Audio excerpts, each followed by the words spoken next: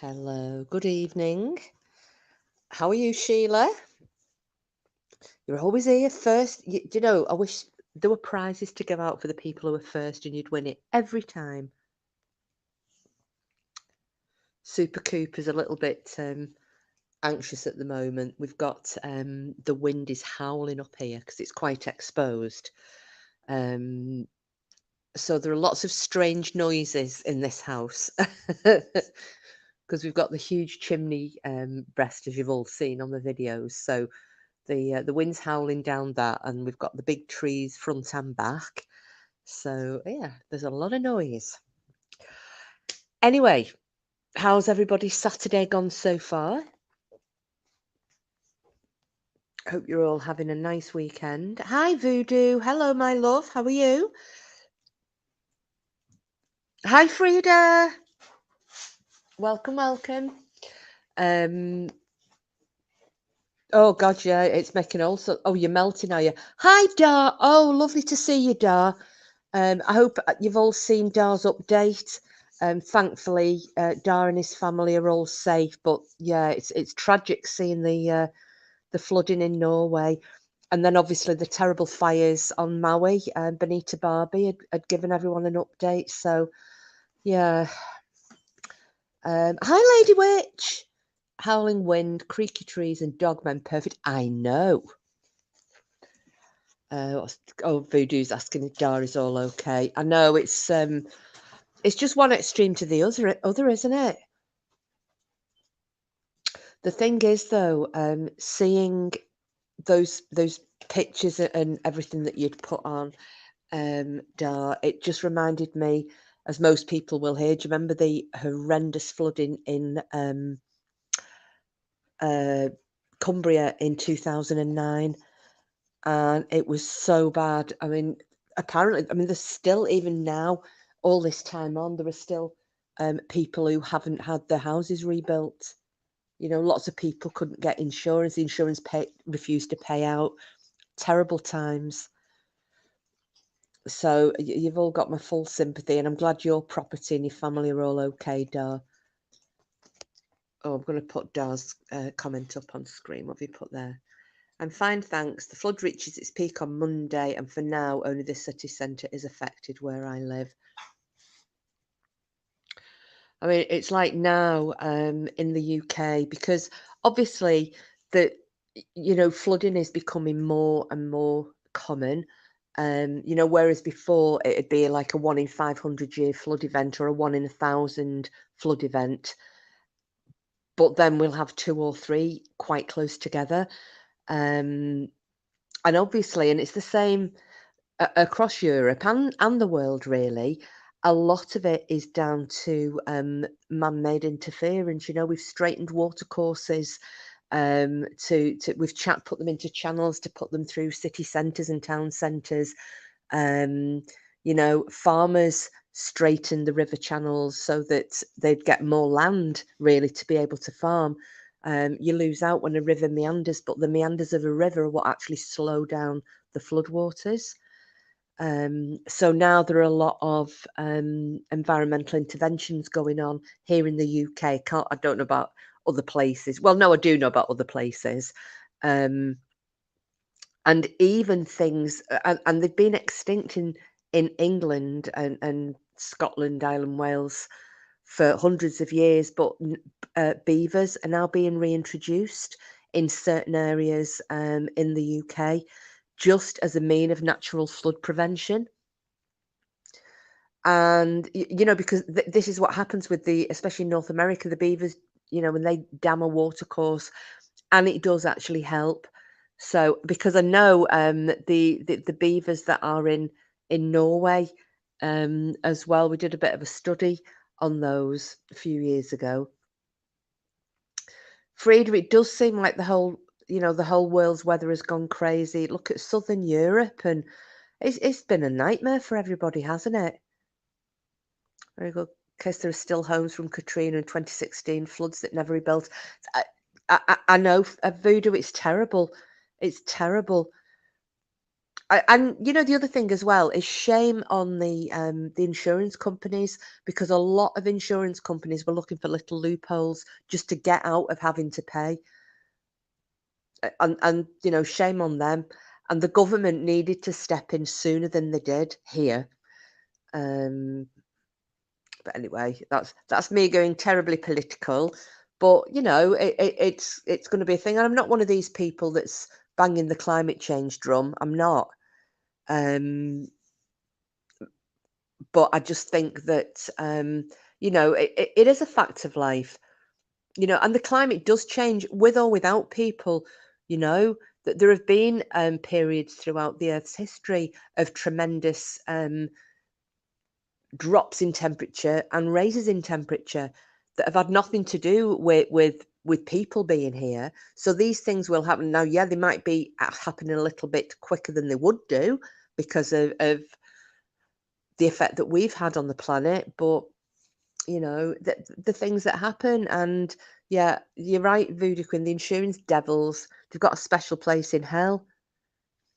Because yeah, they say it's an act of God. I know, Frida, I know.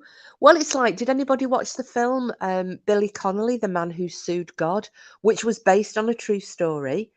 Because the guy's boat blew up. It's in Australia, I think, and the guy's boat blew up.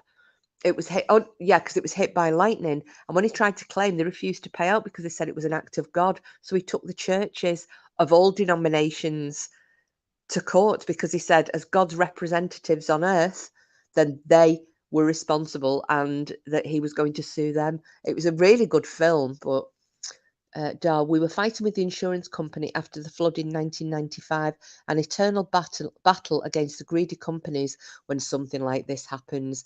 It absolutely is. And it's the one time where you feel that you need that support. You know, if you don't need it any other time, you know, you take the insurance out. It's like pet insurance. There's nothing worse. And I know people, there was a company, I won't be naming them on here, but they were very well known for equine insurance. And they were also very well known that the moment your horse got sick and you tried to make a claim for veterinary fees, they went through every single possible loop they could to get out of paying you. Dreadful, dreadful company. So I always check the underwriters of a lot of these. I mean, my animals are insured with Pet Plan and NFU, so the National Farmers Union and Pet Plan, because they are 100% trustworthy companies and they will pay out. There's also a good one for dog insurance. Tesco are actually really good. I used to insure my old dog with Tesco and they were brilliant. But yeah, I always check with any, especially pet insurers, who the underwriters are, because a lot of the time they are that particular company who don't like to pay out, you know. So, and I think the same is, well, I know that there is an insurer who covers, you know, the house insurance in the UK, who are very similar. They manage to save a penny, they'll do it. They absolutely will, Dar. Absolutely will. I mean, I'm gonna. Do you know what? I don't care now. I'm gonna give this as a review because, as you all know, with my when my car was hit back in January, that bloody idiot drove around the roundabout and smacked into the side of my car. Um, I am insured with a particular company, and and I went with them because they offered the best premium. And it really is true that you get what you pay for. As far as insurers go, I'm getting a new car. I will not be going with them again. Esure, give them, and if you're in England, Ireland, Scotland, or Wales, give them a wide berth. They are absolutely diabolical. You can't get through to them. I was promised back in April somebody from the total loss team was going to ring me back in 14 days. We're now halfway through August and I've still not heard anything from them. I tried to get through to them the other day because I wanted a quote on this new car that I'm considering getting. Couldn't get through. So I have decided I'm going to go elsewhere. I will never, ever go with eSure again, nor will I recommend them. So, and they don't just do car insurance, they do home insurance as well. And going from my personal experience of them for getting in touch with and the customer service that they offer, as far as car insurance go, I wouldn't give them the steam off my pee, the shite. So there you go. That's my review of eSure. Yeah, so just before I start, I'm going to tell you a little bit about going looking at 2 cars tomorrow. I do have a favourite. One of them is a big old Land Rover Discovery, which is one of the newer ones. It's not an old one, I should have said, big old Land Rover Discovery. Gorgeous car. I had a Disco a few years ago and I loved it. Absolutely loved it. It got written off in an accident. It was parked up outside my flipping house and a pissed up driver drove straight into it and wrote it off. Anyway, so I've wanted one since, and I've had Land Rovers, and then I got a Freelander, which I loved. I've always liked Land Rovers. I know the cars inside out, as I was saying the other day. So I'm going looking at that one, but then there's also a Jeep Cherokee Sport, and it's gorgeous, that one. So I'm going looking at that one as well. It's a little smaller than the Land Rover Discovery, but it's only got 41,000 miles on it, the Jeep. And I really like it. And I don't really have the need for a big Land Rover. It's just I like them. Anyway, they're both the same price, so I'll see which one I prefer. They've both got full service history. They've both been well looked after. The Land Rover has had 2 owners from new. This guy has owned it for the past, hang on, when did he get it? 2016. So he's owned it for the past 7 years. And the Jeep Cherokee has only had 1 owner from new. So I'll see, but I'm hoping by the end of tomorrow I'll have a new Brum Brum. So we'll see what happens. This Lady Witch saying, I filed a claim years ago when someone hit my car because they decided to not stop at the train tracks. The insurance company basically told me that had I not been on the road, the accident would not have happened. WTF? Hi, Cassius. Just having our general shizzle chat for 15 before I start with my Dogman stuff. Excuse me. That's it, Voodoo. What is the point, bloody crazy buggers? Excuse me. So anyway, as I've put on my community post, I know I've not seen anything yet, any fundraisers or anything, but if anybody sees anything around, either to help with although you very rarely see Norway asking for help, do you ever? But just in case, keep a lookout for any links for fundraisers for the people in Maui or in Norway. If anybody sees anything, let me know, and I'm happy to put it up on my channel. I hope they did. Did you actually win in the end, Lady Witch? Bloody gangsters. Well, what do they say, Frida? At least Dick Turpin had the bloody decency to wear a mask. Flipping robbing buggers. Come here, Cooper, don't start. Sorry, we've got the uffing dog because he knows we're about to do a Dogman story. Aren't we, Coopy Doops? I should think so too, Lady Witch. The absolute arseholes. Oh, thanks, Voodoo. I'll see which one. Like I said, my first thought is going to be I really want the Discovery. I really, really want the Discovery, but the Jeep's really nice as well. Either way, they're both 4-wheel drive.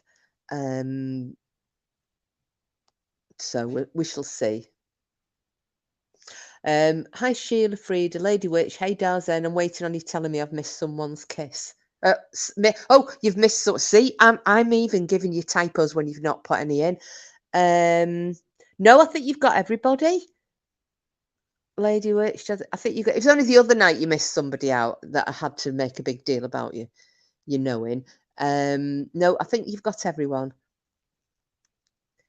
If your vote counts, get the Jeep, but you're biased. No, not a problem. I mean, I know that there's very little goes wrong with the Cherokee um, sport, and I know that, um, and it's got low mileage.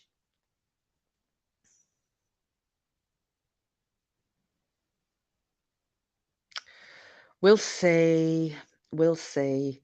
But I've never driven a Jeep. And the other thing as well, Lady Witch, because I know my Land Rovers, I mean, I grew up around them, learnt to drive in a Land Rover flipping Defender.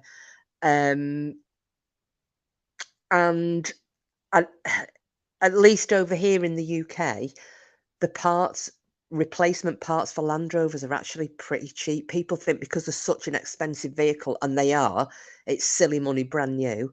But the parts for them are actually very, very reasonably priced.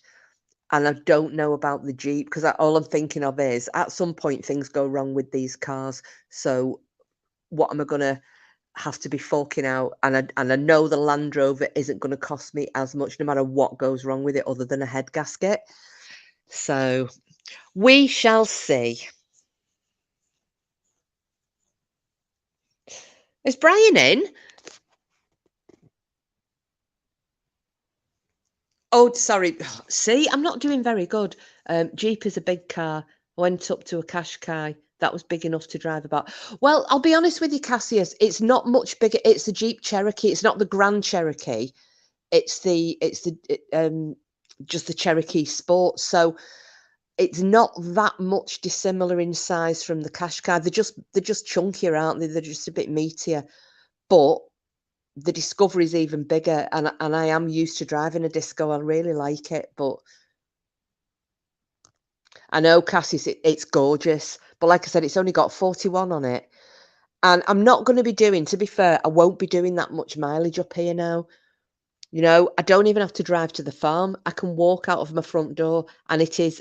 Well, I actually timed it. I keep saying to everyone it's a 2-minute walk to see to Maisie. It's less. If I come out of the front door and go down the road to the farm that she's on, it's 1 minute and 37 seconds, and that's just me walking normally. So you've only done 2,300. How old is your car, Cass?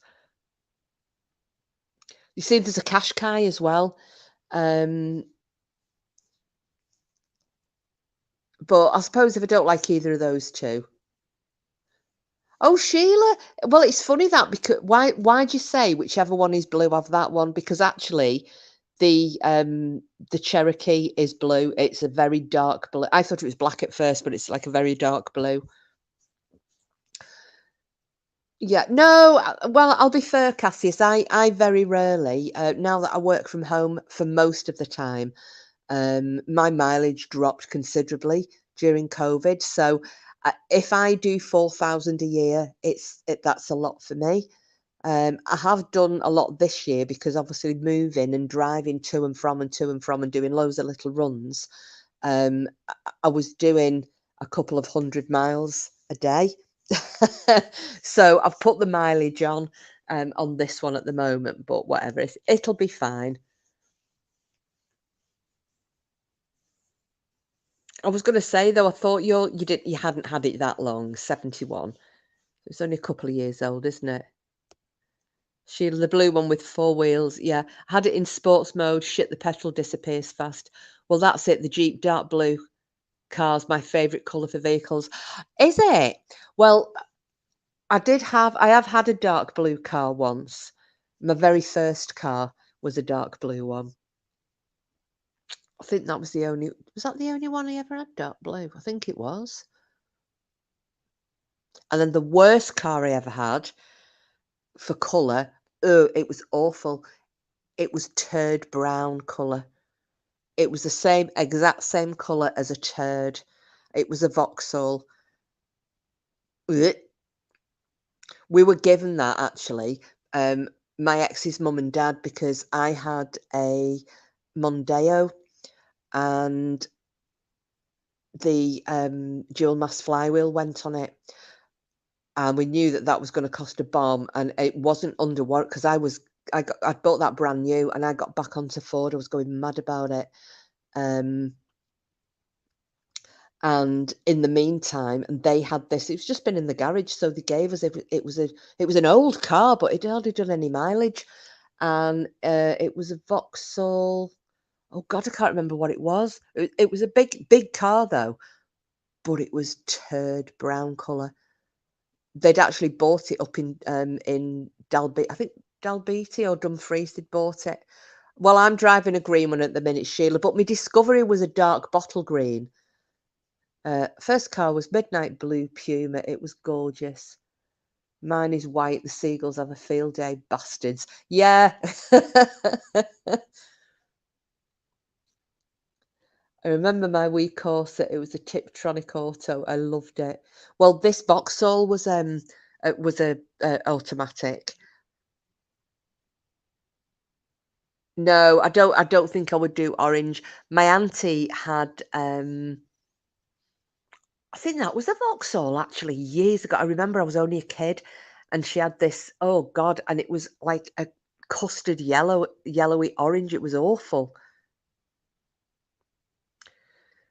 Do you think maybe they think a white car is a big turd? Nearly every car SUV are automatic now. Yeah, well, luckily both of these are both manual. I mean, I don't mind driving an automatic. Although on your 4x4s there is more to go wrong, isn't there, with your gearbox? But whatever. Um, yeah. I don't. No, I'm not. I won't be keeping this green one. It's too little, and I need a 4-wheel drive up here. Um, the only thing is that's different with this Discovery.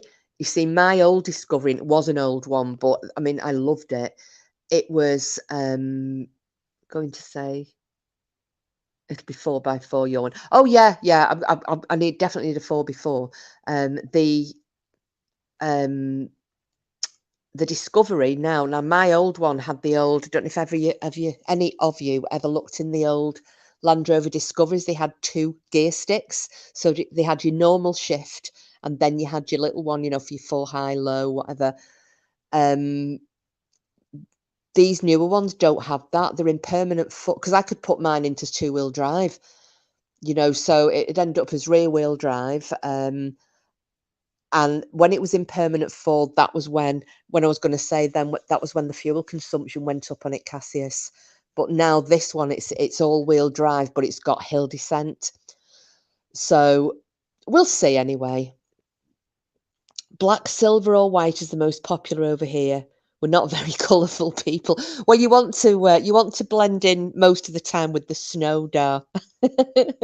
Actually, you know what? I think you're right.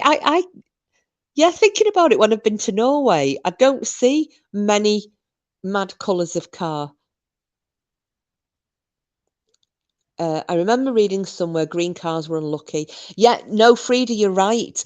It's not about the reason they're classed as unlucky is because for some reason green cars, and like you say, you're talking about the racing green. This one I've got, isn't it? It's a bright green. But Porky picked it wasn't my it wasn't my choice of car color, but I needed the car. Yeah, apparently it's because for some reason they're not as easily noticed. The when you people are driving, green of that color for some reason doesn't register as quickly as other colors of vehicles, so you're more likely to be in an accident in a car of that color. So that's why the unlucky tag is attached to it. It's not that it's unlucky that you're going to end up dying or something of some weird disease just because you have a green car. It's because you're more likely to get hit on the road in it.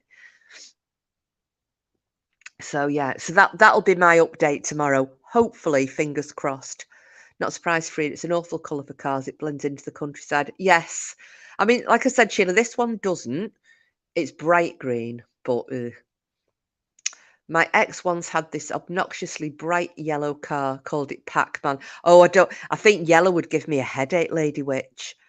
Dar. I always had great cars, one after the other. This time I made a big choice. You see, my other choice had been a Volvo. I love Volvos. And as anyone who's ever had one, and Dar will probably be able to back me up on this one, but it's for a car to drive in bad weather, Volvo all day long. They're fantastic. And they made, was it, I can't remember which model it was. Dar, you may be able to help me with this. One of the models of Volvo was sold on the engine being the million mile engine, because they'll just keep going. But Land Rovers are the same.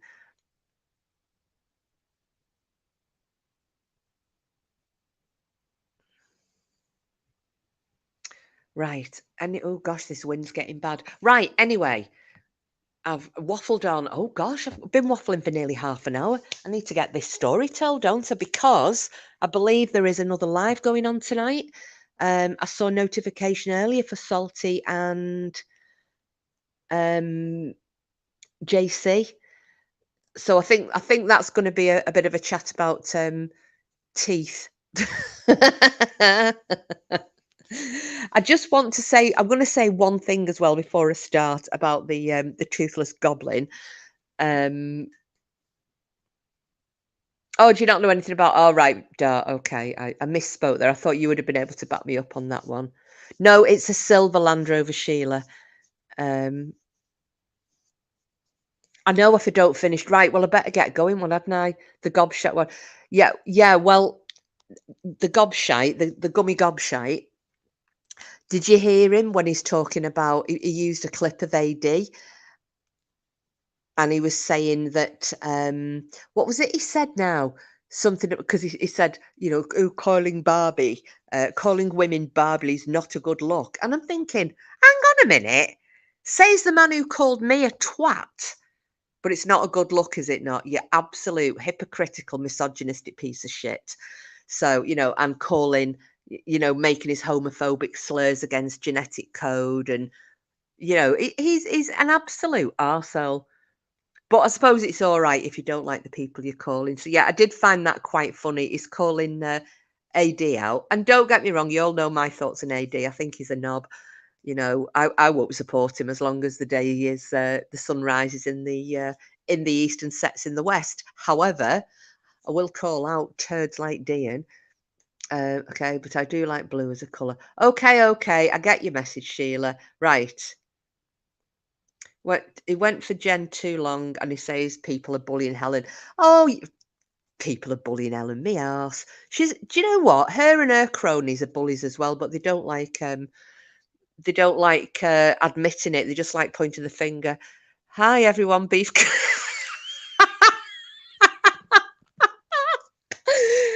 Hi, Night.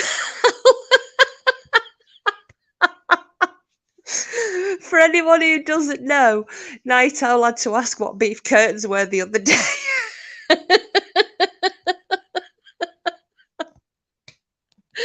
And it starts. Yes, it does.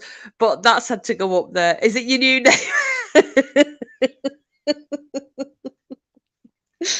Well, that's brilliant. Well, do you know what? I'm going to leave that there, because if Green Eyes comes in, she'll start laughing. Right. I better stop waffling on, because we're all going to want to meet up with that other live, aren't we? So, a little sip of me coffee. By the way, I'm into coffee bags. Very nice. Taylors of Harrogate coffee bags. Lovely. Brilliant, isn't it, Cassius? Bloody beef curtains. Maybe she should channel her in a bam again, and then she won't feel so bullied. Yeah, I know. Silly woman. Anyway.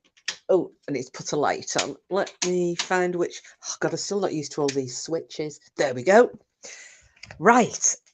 Are you all sitting comfortably?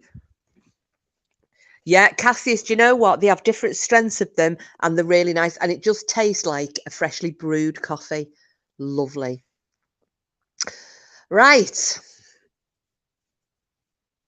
Settle down.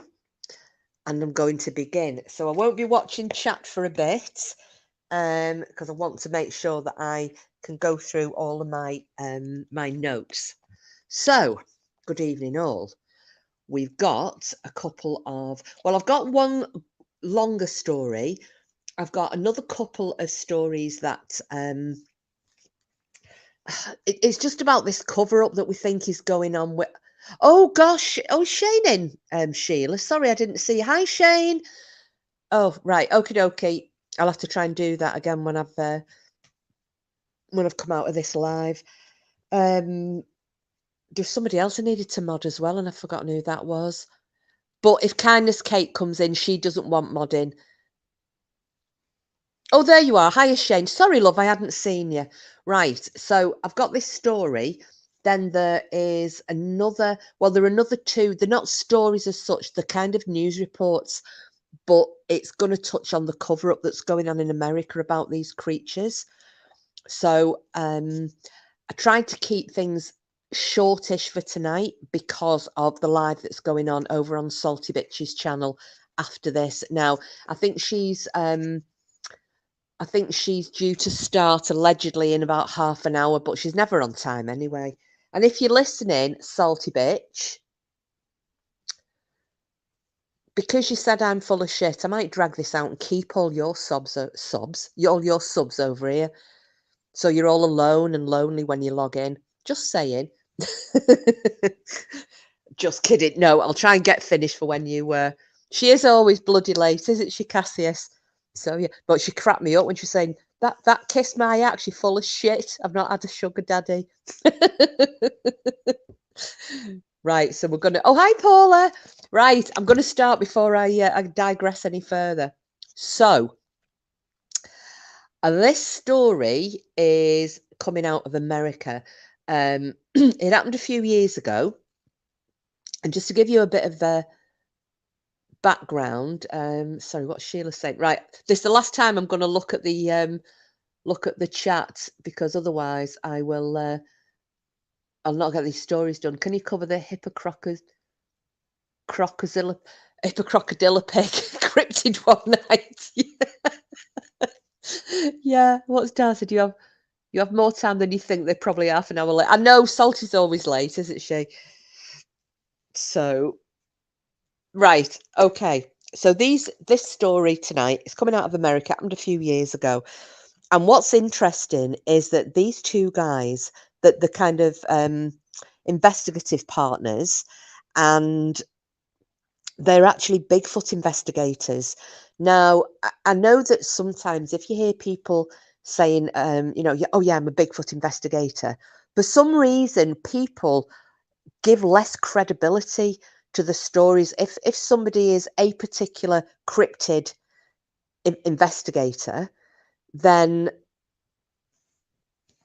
I don't know why, but they seem to think, oh, well, if you investigate one cryptid, then you're going to make up stories about another. That's not how it works. It's not how it works at all.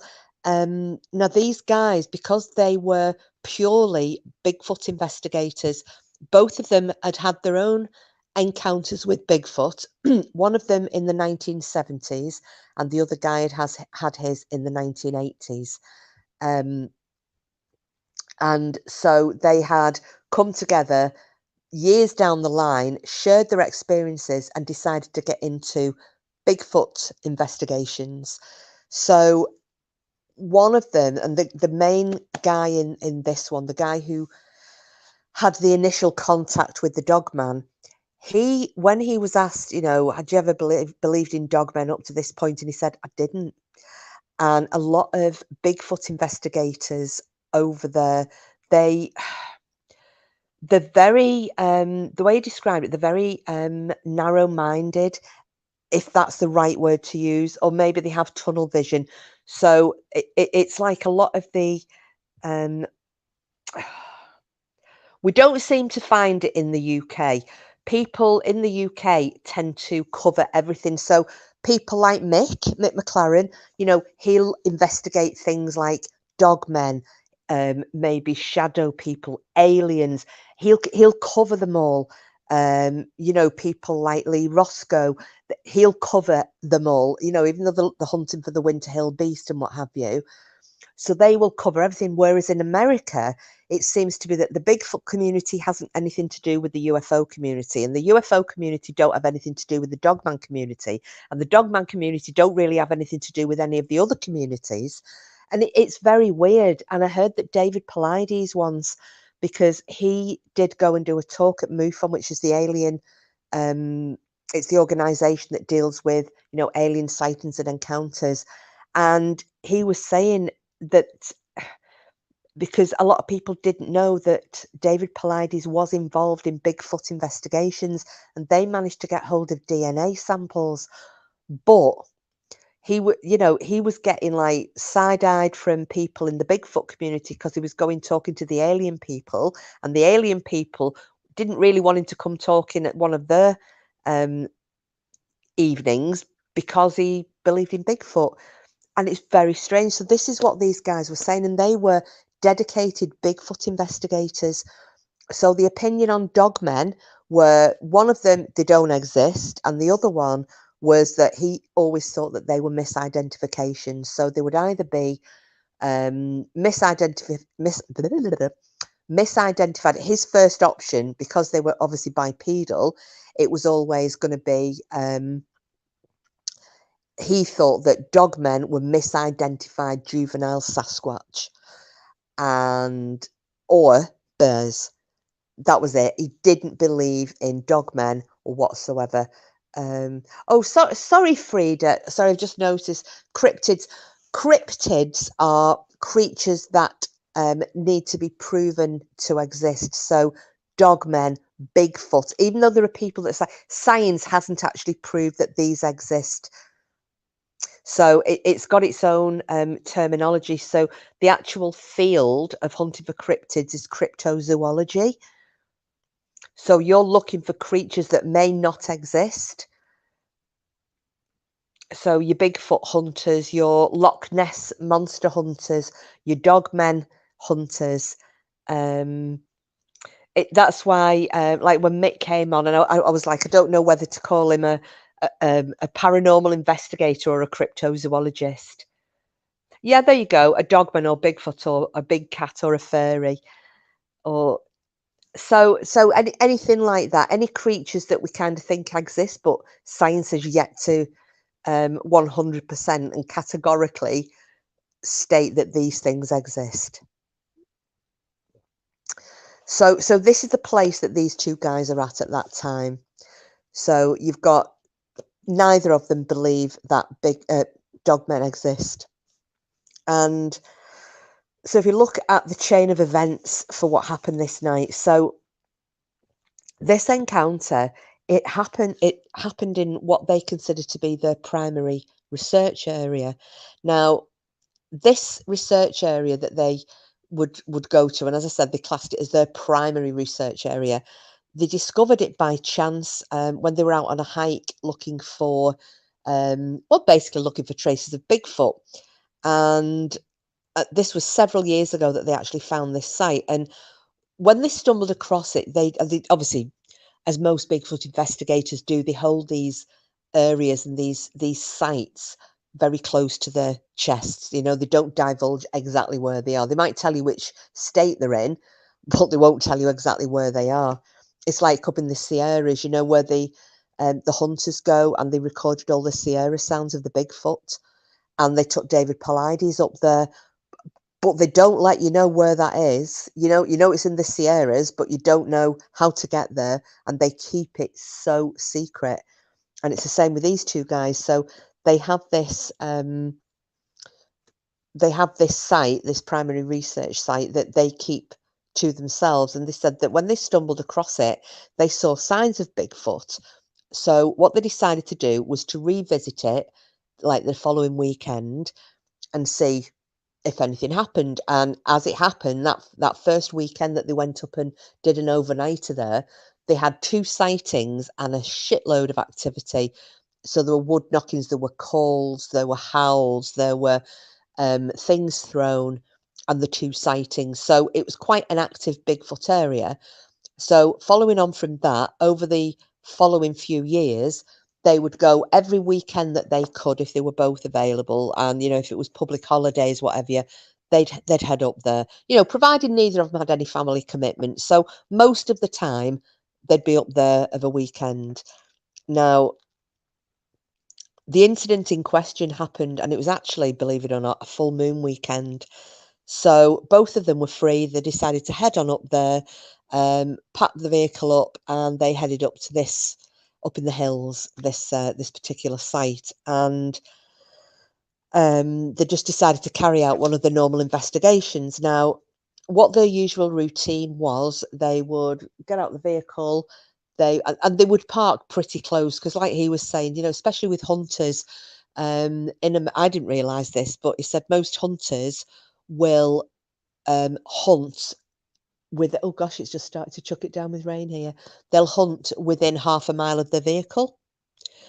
So I didn't know that, and I wasn't sure what the reason for that would have been, but whether it was it was easier to get you whatever it is that you shot back to your vehicle. You've not got as far to carry it. I don't know, but the same principle kind of applied here, and they could get virtually at the site. So they would drive up with all their equipment. They would unload. They'd set camp up. They would then start a big fire going. They'd have a massive campfire, and then they would sit around in the dark chatting around the campfire and playing music, because they said they discovered quite early on that the Bigfoot in that area were attracted and drawn to music. So this was their usual routine. So this happened on this particular weekend. They got up there, they unloaded, they set the camp up, they built the fire, and they got a big fire going just before dusk. So they're sitting there, they've got a bit of music, not loud, it wasn't blaring. They just had some quiet music going, and they're doing as they usually do. They're eating, they're having a couple of drinks, they're chatting away. And one of these guys, so I'm going to call, just for sake of argument, and because the two names that I will remember and I'll not keep changing them, we're going to call them Bill and Ted. So Bill happened to notice, because they're up this hill, and the hill, they're in a bit of a clearing, and then the ground drops off down, sloping down this hill into some woodland. So, excuse me, I'm just going to take a sip of my drink. Excuse me. Right. So he happens to notice in the encroaching dusk something moving down the hill, just in the tree line, but he noticed it. So he got up and he decided to go down there, because don't forget, they've never had any negative experiences here. The Sasquatch in that area have, they've never shown any sign of aggression. They've never made them feel threatened. And like he said, they always looked on these Bigfoot encounter weekends as fun. They were fun, and exciting. So he never for a second expected anything other than he was going to follow this thing down the hill and, see what it was. And like he said, oh, hang on, let me just get my notes, because I've kind of lost it a little bit. He said he soon discovered, after following it down, that he soon discovered that what he'd thought it was, it actually wasn't.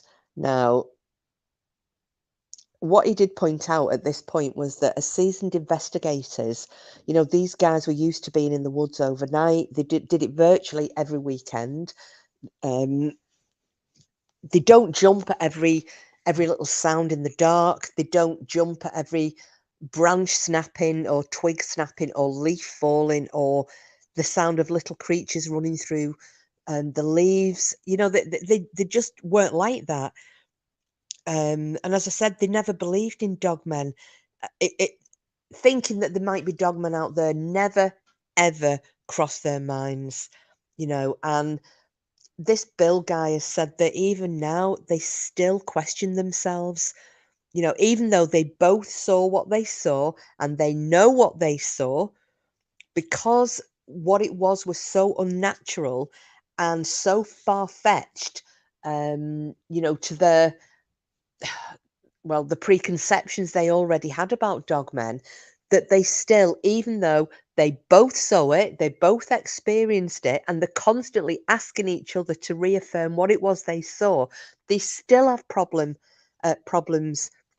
accepting what it was. And I think one of the biggest things for witnesses of dogmen, the biggest things for them to deal with is the disbelief factor. And we're not just talking about the disbelief from other people. People saying, oh, you're full of shite, or that didn't happen, or it must have been something else. It's their own disbelief. They're so traumatized by their encounters because they can't believe that these things exist. Especially if they've had this experience on their own. Now I don't know what Lady Witch if any of this ever happened with you, because I know you're more chilled about what you saw, and you were on your own, weren't you? But it's yeah, I just feel really sorry for people, and the more of these stories I hear, especially the ones where people are on their own and they've nobody to corroborate what they've actually seen, seem to be more traumatized just because they think they're going mad. What they've seen is something that's dropped out of a horror film or the pages of a horror story or something. It's not something that they would have ever thought would have existed in reality. And I can't imagine for 1 second seeing the faces of one of these things like a lot of people have. I just can't. I don't know what I would do if I saw one of these faces close up and personal and looking at me. So I'll just wait to see if I don't know if Lady Witch is still here, or if she answers. But yeah, I just wondered if her thoughts were similar. And this appears to be what's happened with these two guys. They've been so traumatized by what's happened. I mean, before, they were all happy-go-lucky, free and easy, but that night in the woods, what happened there, it's changed everything for them both. They said their lives are never going to be the same again, not just because of the experience being so terrifying for them, but the fact that now they know there are other things out there. They can't go out and enjoy the woods anymore. If I was on my own, I would later start to self-doubt myself. Yeah, well, this is what these two are doing, Sheila. They said even now, they still will go, did we see that night? They both know what they saw. They both know what happened. But they're still saying, because they'd had so many years of conditioning themselves because they were Bigfoot community, not believing that dogmen existed because they were a separate community. Let me put Lady Witches up. I wasn't traumatized, but I definitely am more open-minded as well as cautious. Absolutely, I don't even. Yeah, but you thought yours was a juvenile, didn't you, Lady Witch? If that, or I have remembered that correctly, haven't I? It wasn't as massive. You wouldn't go out again a lot. Well, Sheila, I won't go on the moors on my own.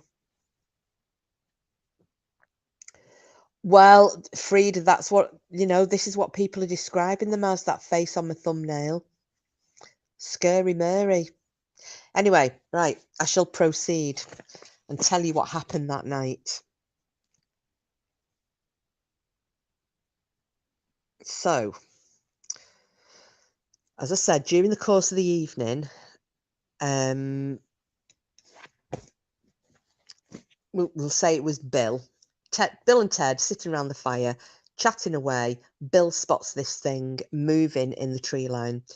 Now, he said initially he thought it was a juvenile Bigfoot because of the size that he could make out. It was at a distance, but because it wasn't quite fully pitch black, he could make out this shape just moving. So he thought it was a juvenile Bigfoot, juvenile Sasquatch.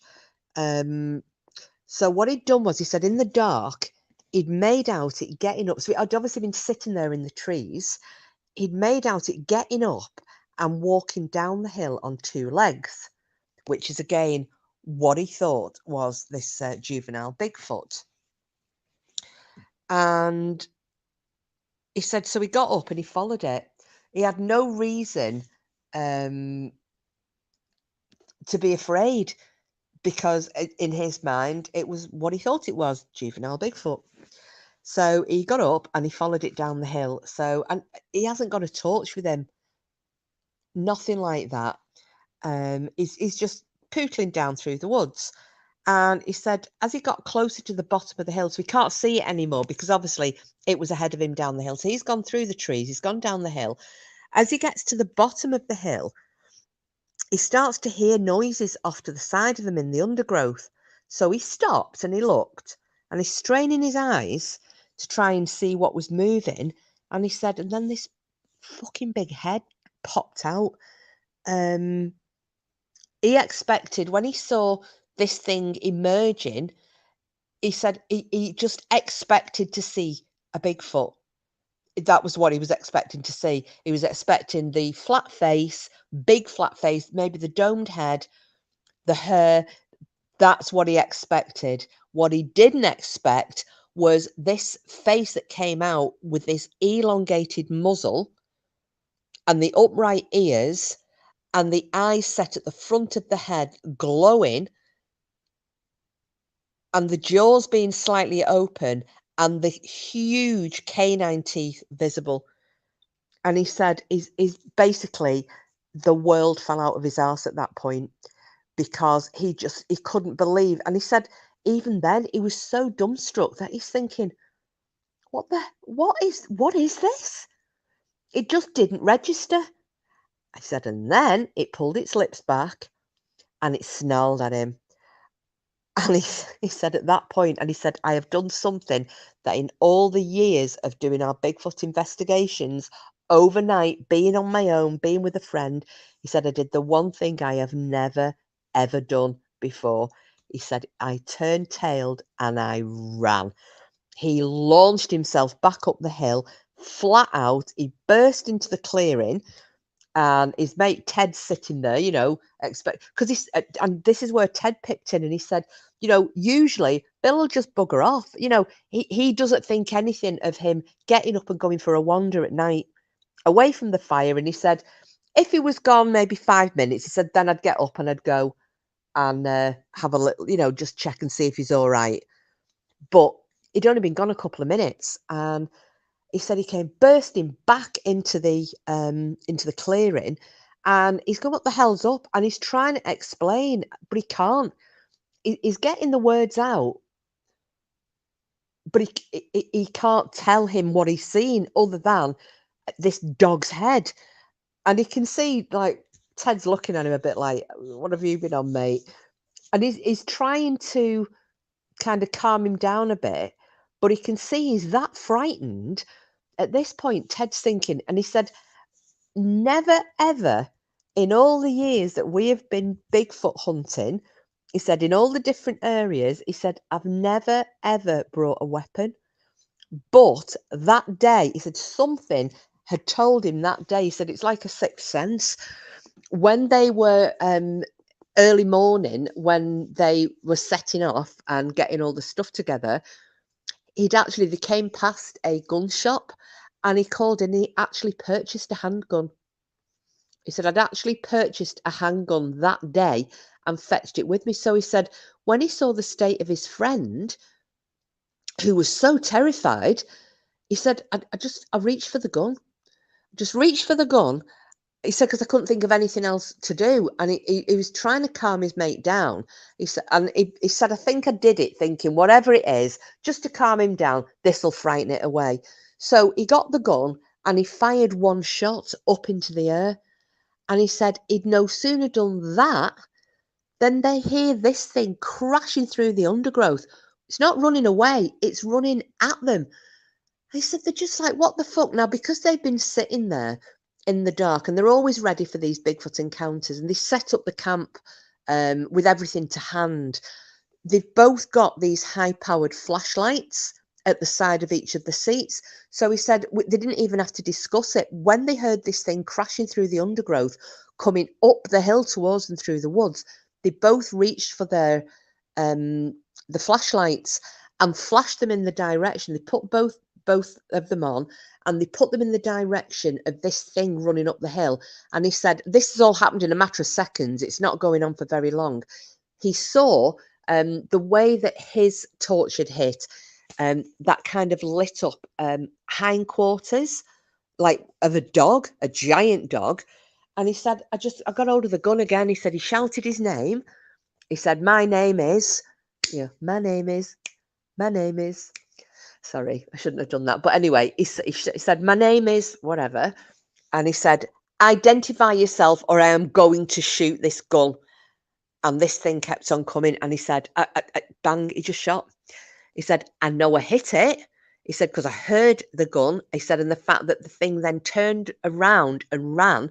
But he said it was running and it was coming around. It was circling around through the woods. So the pair of them are like, what the fuck? They're putting the flashlights, the swinging the flashlights round in the direction that they can hear this thing coming through the undergrowth around them. And then he said it bursted out again at them. So again, as he sees it coming out of the woods, and he said it's about 30 yards away, it bursted out of the tree line again. And again, he said, identify yourself, stop or I'm going to shoot. It carried on coming. He said, I shot it again. Right? So he shot it again. He hit it again. And once again, it backed off and it went into the woods. Now he said, I know I shot it in its midsection somewhere. Bang, off it went again. So he said, they can hear it. And he said, we can hear it growling and it's snarling and it's making this full arc and it's coming all the way around. And so by this point, they have done the probably like 180-degree turn from where it initially had been when it came out of the woods at them. They're now behind, they're looking 180 degrees away and they're carrying on going. So they're moving in that arc from 180 to 360 and they're moving. And he said he didn't even have time to be terrified. He said at this point, because all he's thinking, he said, I am a crack shot. I know that I can hit, I've hit this thing and I know I can hit it again. He said, we can hear it coming. He said, but the sounds, the growling, the snarling and just the noises it's making and the fact that it's determined to get to them, it's not frightened. It's not frightened at all. And he said, I'm glad it happened so quickly. And, we didn't have time to stop and think because in hindsight, he would have been a gibbering wreck. He said, but the fact that it didn't give them any time to think about what was happening was probably a bit of a godsend. Because he said then at that moment and this time, it's a matter of feet away. It again burst out of the undergrowth. His flashlight picked it up. He got a good look at its face this time. He said it was the stuff of nightmares. This was, he said this was a werewolf. It was a werewolf. He don't care. This was what it looked like. And he shot it again. He said this time he shot it in the chest. And at this point, the thing turned round and it ran back. It ran away from them and it ran back down the hill. So, because they've virtually come a full circle now from where they originally were. It ran down the hill. And he said at that point, he said, we didn't bother to think, where is it gone? We'll follow it. We'll do whatever. He said, we broke camp. The car's just there. Everything got thrown in the car. They doused the fire. They threw a load of water on the fire. They got in the vehicle and they got out of there. And he said, the driving down the road, he said they were probably, I don't know, 5-6 miles down the road and he had to pull over. He said the shock had hit him. The adrenaline had worn off. So he had that massive adrenaline crash and he couldn't drive. His legs were shaking. His arms were shaking. He said it was a gibbering wreck. And when he looked over and Bill's the same, he's just sitting there, just shaking. And they couldn't speak, neither of them. And he put his head on his arms on the steering wheel. And he said, I actually nearly fell asleep. He said, I know it sounds daft, the fact that I nodded off, But he said it was just that all the adrenaline had left my system. He said, and it was like I'd completely crashed. So eventually, probably after, I don't know, 10 minutes or something like that, they got going again because at this point they're still in the woods, even though they've made a good distance away, but they're still in the up the backside of beyond. There are no houses anywhere. They've not passed a single vehicle. this thing, whatever it is, even though it's been shot, it's still here, isn't it? And if there's one here, well, there might be more. And that kind of thought crept into his head. So they managed to get the vehicle going again and they headed off for home. Now, as far as, I mean, they haven't had another experience of a dog man. They said that, they find footprints. Hi, Barbara. Hello, love. They do find footprints, and they said we are now extra vigilant because whereas before, when they'd find prints, and they did footprint casts and so on of Bigfoot, we knew it was a Bigfoot, but now anything of that size, they're not automatically presuming that it's a Bigfoot. And when they see it, he said, you're talking a lot of the time, there are these dogmen prints. They're not, so they know they're up there. They luckily have never found them again, but they said they can't ever enjoy their pastime again, knowing what's up there. They're never ever going to be able to just go up on their own like they have done in the past when when one of them's free and the other one isn't, and they really want to go and do an overnighter. The footprints are not quite as big as they're not quite as big as a big footprint. You've got if you imagine the way they get described is, a dog's hind leg. So you've got its paw, haven't you? And then you've got the lower part of the leg till you get what would be their ankle joint. It's like the dogmen walk on that. So they not only walk on the paw, they also walk on that bottom when they've gone bipedal. They actually walk on the bottom of that leg. So they are quite long, and from what I can get, they can vary, but I think they're usually like 12 to 14 inches long, but they're thinner than a big footprint. Obviously, Bigfoot's like a human foot, but much, much bigger. So yeah, so these guys now, they they don't class themselves as dogmen investigators. They're still Bigfoot investigators, but they know that they're there. They don't gather information about dogmen sightings. As I say, they're still just focused on Bigfoot, but they do like to keep a note of where these things are being seen, because it's all going to affect their own investigations, because they don't just investigate in the one area. As I said, this is their primary research spot, but they go all over the state and beyond as well. They go all over everywhere, and and this was in Mississippi. I just realized I hadn't said where it was. So they don't just go within their own state, they will go beyond. They'll go to other places, they go all over the country, but they do like to keep an eye on what is being seen and where. So that's kind of ruined what up to that point had been a fun and interesting pastime for them. Now, so that's the story, and I must admit, when they were telling me, when they were telling the story about this thing, circling round them, and the snarling and the breathing and the growling, and you just that disturbed me quite a lot. And thinking that this thing kept coming back, shooting it did nothing. It came back and it came back and it came back again. And it's only after it had been shot 3 times that it finally retreated. But would it have come back if they hadn't got in the car? Imagine they'd been wild camping miles away from the vehicle, like a lot of these people do. We listened to some of these stories where people are out in the wilds and the car's parked. Look at that guy who tried to kill one. Do you remember? And he took his buddies up hunting, and they went to specifically hunt a Bigfoot. Hunt a dogman. And their car was parked like a good mile or so down the hill, and they had to run with these things chasing them. Because he fell and he really hurt his leg, didn't he? that could have ended very, very differently. So I think it's just lucky that they were so close to the vehicle. And when you think about it, um, has any of you ever watched the film Dog Soldiers?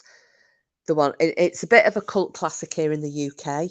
If anyone in America hasn't seen it, um, it's Dog Soldiers is it's a horror stroke comedy film. It's set up in Scotland with a load of British soldiers, and they're out doing an exercise against special forces. And unfortunately, they come under attack from werewolves. And right at the beginning, when these werewolves first emerge, it's just going dark, and they're in a forest without any vehicles, with no shelter. There's no houses. There is nothing, and they are running for their lives through the woods with these things hot on the tails, and that's how I imagined this scenario to be. If they hadn't had the vehicle so close, it would have been a bit like that scene from Dog Soldiers, because I found that really disturbing. Although the film's quite funny in a lot of spots, I did find it very disturbing for that one reason, showing the pure isolation. I won't tell anybody anymore in case you haven't watched that film, but it really is worth a watch. It's a horror, of course, but flipping at Cassius, were you stuck, for God's sake? Everyone's having the old problemos. Now, you're gonna have nightmares. Oh, I know it's not good though, is it? You're all caught up now. Right. So the next thing I wanted to talk about is some of these cover-ups, because there is a little group of Dog Soldiers, damn good movie. I know, I love it. I love it. Kevin McKidd is so funny in it. And my favourite one's Spoon, the little Geordie, when the werewolf gets him right near the end, and it's just about to eat him, and he says, "I hope I give you the shit, you fucking wimp." And I think that is the one liner out of a film that I'm never going to forget. It was absolutely brilliant. So there is an organization in America called the North American Dogman Project, and these were talking about a couple of stories. They're very short, but it's just about, when we've talked about okay, Paula, thanks for dropping in, and hope that little puppy's letting you get a little bit of sleep.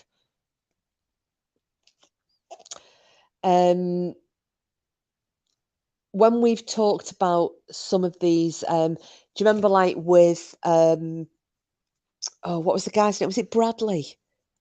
God, I can't remember his name now. The guy who the Dogmen, him and his wife, and little girl, and they actually came and got into the house, and they ended up leaving, but they'd got all those, the sheriff had called a government agency, and they were like special forces had turned up, and they were using all this equipment, but he said they had no insignia, there was no identifying marks. You could tell that they were military of some sort, but you couldn't tell which brand of the military they were from.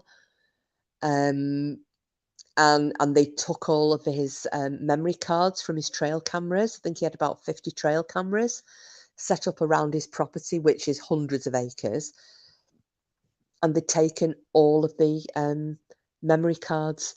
And again, it's like a cover up. And then once he tried to get back in touch with them, then the sheriff is being, he's quick enough to get them out there, but quite reticent to get back in touch with them for him. So it's that type of thing.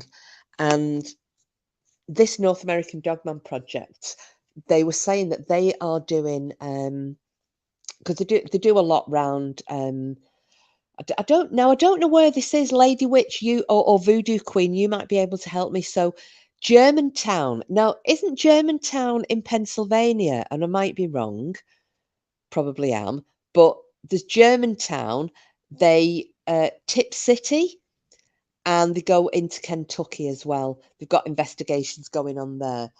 Um, yeah, it is Cassius, and they're doing it more and more.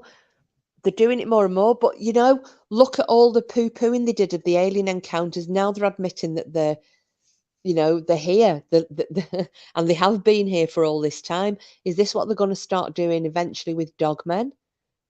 Admitting, yeah, actually, we do know about them. We do know that they're here. So, but this North American Dogman Project, they do all these investigations, and one of them that they were talking about happened a good few years ago, and it was documented. I am Cassius, the alien debunking. Yes, all this disclosure, it's brilliant. And watch Casper Site as well. He's been doing a lot of coverage of that, and Paul Sinclair as well, Truth Proofs, who does Wolflands. Watch his channel. He's covered it as well.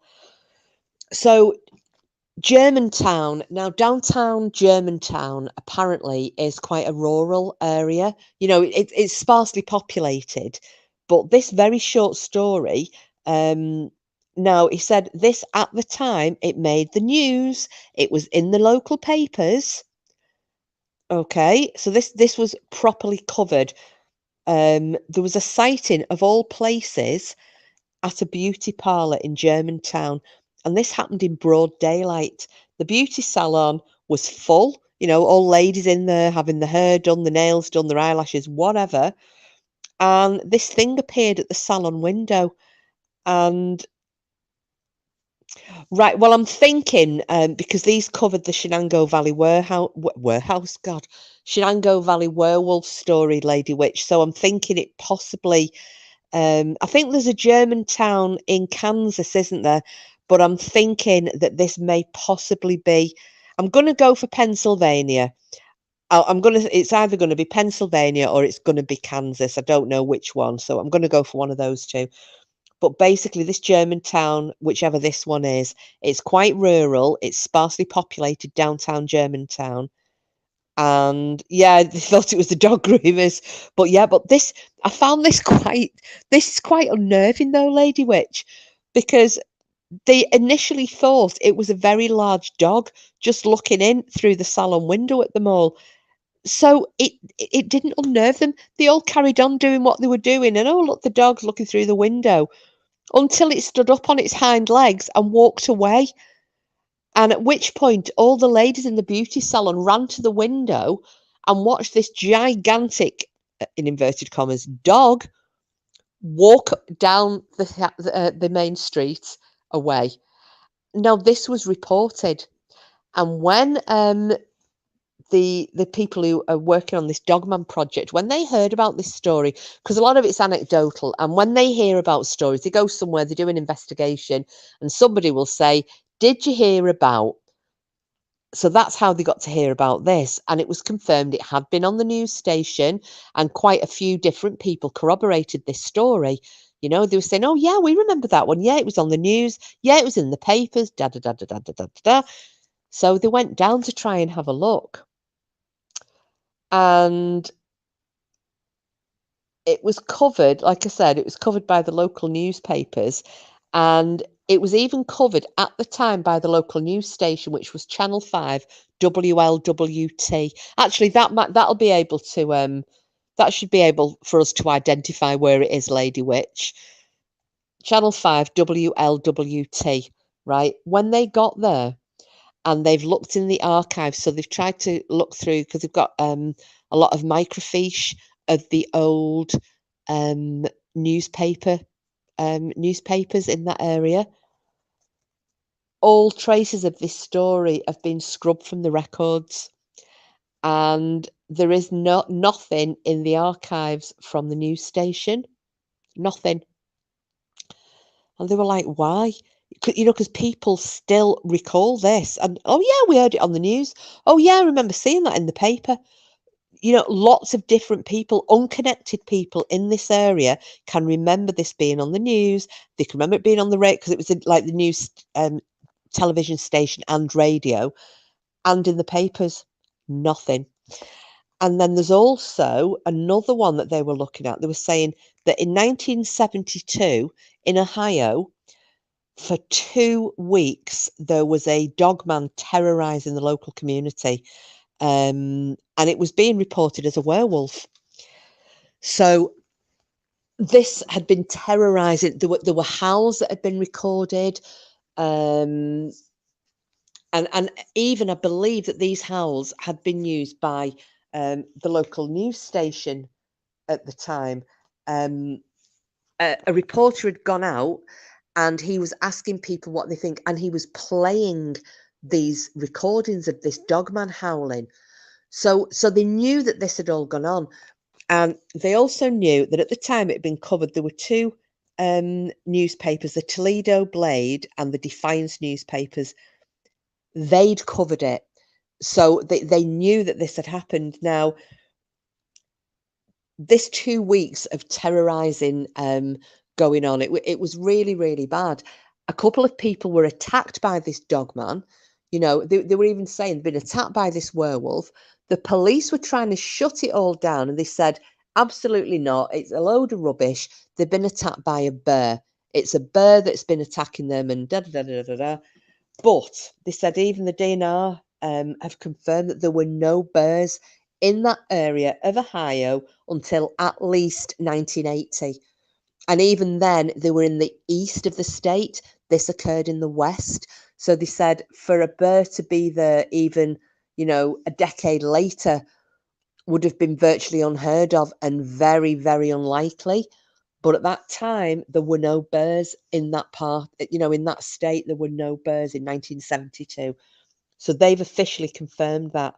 Now, when they went along to check out these news stories and they've looked in the archives of the newspapers, both the Toledo Blade and the Defiance, the articles are still there. But get this, the references to werewolves have been removed from the archived articles. And this news reporter, they again, there was nothing at the news station. He didn't actually say which news station it was, but the news station, they couldn't find, the recording of this guy with the recording of the howling and his interviews. However, get this, when he went back looking through the microfiche records, he's actually found it. So the guy who works for this this Dogman project, so he said, I've taken hard copies, and he said they are very secure. He said, I don't keep them at my house; they're very secure. They're elsewhere. So he has got proof that this occurred in 1972. There were Dogmen reports in Ohio. But why are all these records being removed? If and the reckoning that these have been removed fairly recently, because obviously in the 1970s it wasn't being shut down then, was it? It was on the television, it was on the radio, it was in the newspapers. But since then, somebody's come along and taken all this information away. Very, very strange. I don't know why and I haven't really come to a conclusion as to why they are covering it up like this. I don't know what all you guys think, but I, you see, when something like this happens and they start to cover it up, then I start thinking, right, there's two options here. And as far-fetched as they sound, I start to think, like a super soldier, is this some form of a government-created hybrid? And I'll admit that, and I know it sounds far-fetched, but, is there anything more far-fetched than saying that you've walked through the woods at night and come face to face with a real-life werewolf? So anything's possible, isn't it? Have these been some form of genetically engineered or modified super soldiers or creatures, or just a mess up from somebody messing around with DNA, or are they some form of alien connected interdimensional creature that the government know about and are wanting to cover up? I don't know. So if anybody has another explanation for it, please fire it into the chat. And I find those. I mean, I would love this guy to put out the information he's got on those 1972 Ohio attacks. You know, just to prove to the world that this is a cover up. Look, this is an actual news story that they didn't quite manage to completely erase from the records because they forgot to check this one place, and I've got copies of it. More likely, in my opinion, something the government wants to capture to weaponize. Oh, yes, Lady Witch, actually, I didn't think about that one. I mean, you know, we're kind of linked in with the whole super soldier thing there as well. Although, like I said, I'm veering towards the it's been created or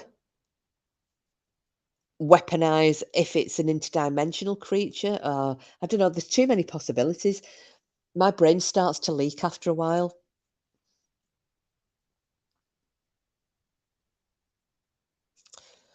So yeah, please share your thoughts, everybody. I don't think we've had any notifications for Salty's Live yet, have we? So it's a good job I didn't wind up at 9 o'clock. I mean, I still quite like Jeff Nadolny's the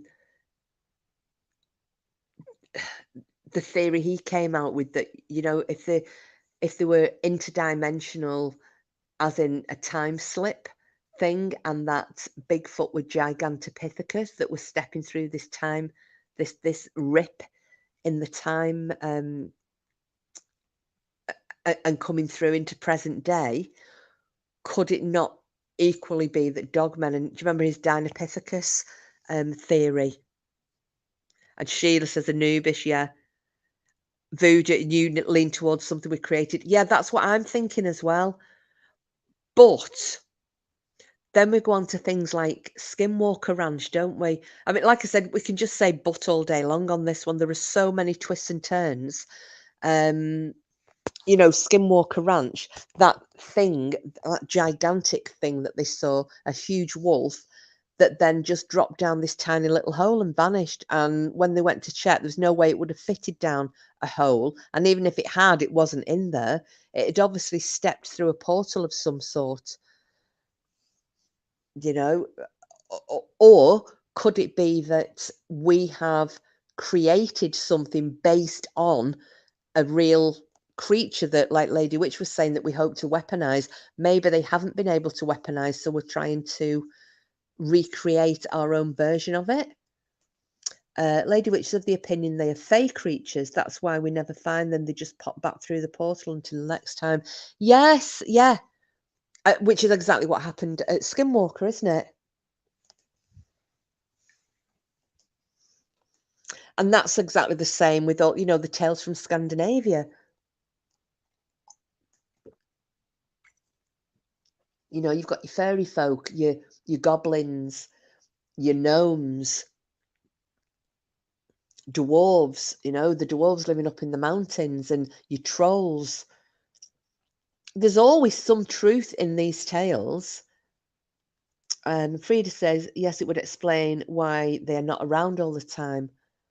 Voodoo, the only thing I'm positive about is I don't want to encounter one. Oh, Voodoo, no, mate, no. I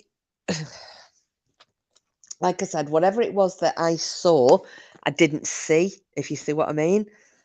I didn't see what it was. I didn't see a face. I just saw a shape and I saw the movement, but I didn't see, it was more of the bulky body. I didn't see a head.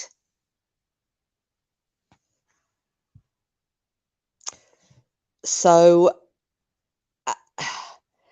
and I must admit, and you're probably all going to think that I'm talking real shite now, and it shows that my imagination can overreact sometimes.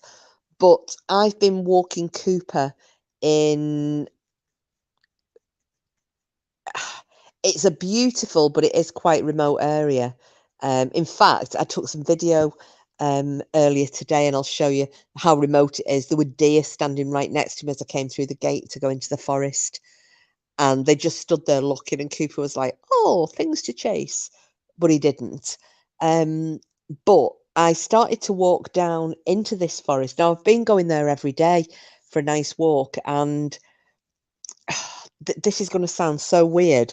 Today I felt really unnerved, and I don't know whether it was because I've been listening to these stories so that I've got something to tell you guys, so it brings back the Dogman thing for me, or if I was genuinely spooked by something and I was getting the heebie-jeebies, because all I kept thinking about, and I do think that this was similar to that, this was because of that first story.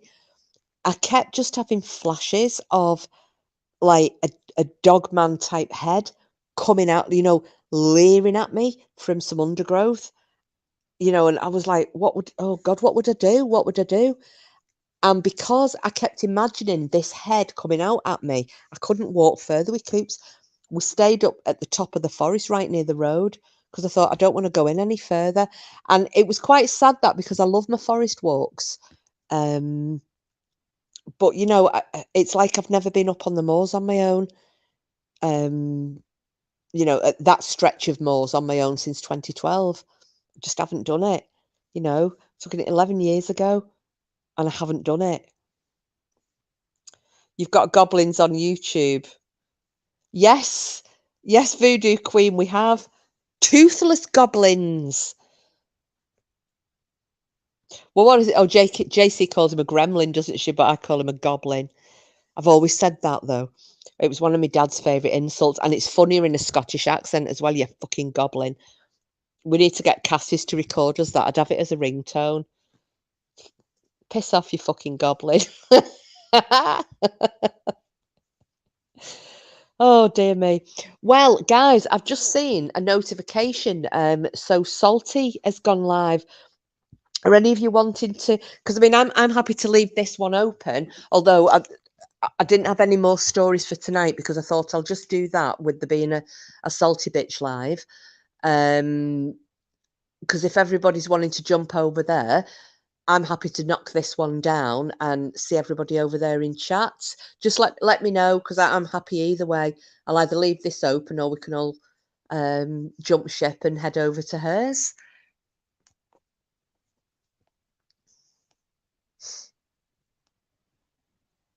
I shall wait, and we will go with the consensus of opinion.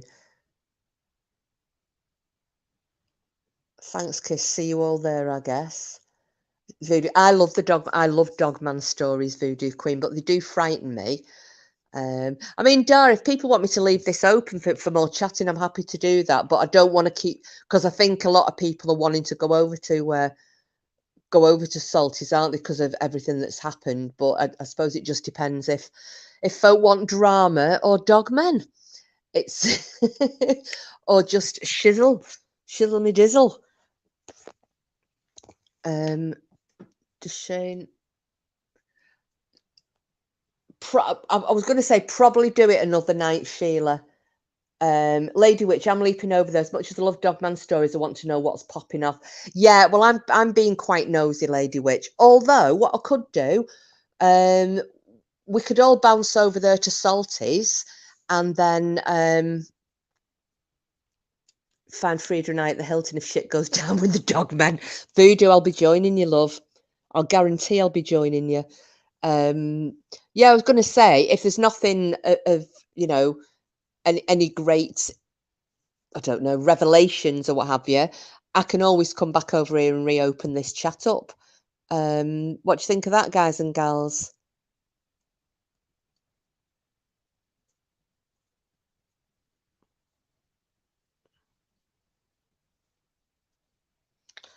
We're flipping out, we've done an hour and a half already. That's gone quick, hasn't it? Well, it has for me. Then again, I think we spent the first half an hour just talking about cars. BQ, they'd best know how to operate the elevator. Well, Lady Witch, though, Salty goes on for hours. Yeah, she goes on for hours, but what I'm saying is, if there's nothing of any great, because usually if there's any big revelations, it's right at the beginning, isn't it?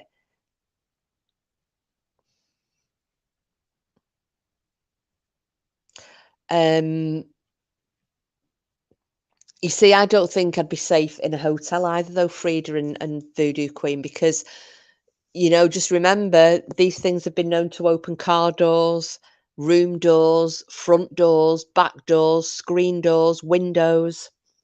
They're very dexterous. It better not be another clickbait video from it. Well, if anybody's going in, say I said fuck you very much. I'll be over later. Send her my love. Weapons and explosive. You see, Voodoo, that's why I would love to live in America, because I'd be able to have a gun. And I think I would be pretty lethal with a gun. I am a very good shot, even if I must say so myself.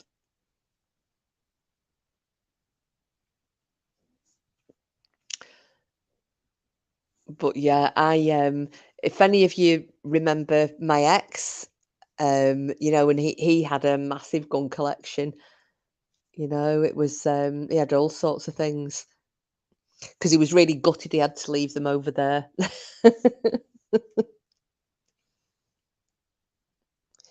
Yeah, I want her on my side as well, Frida.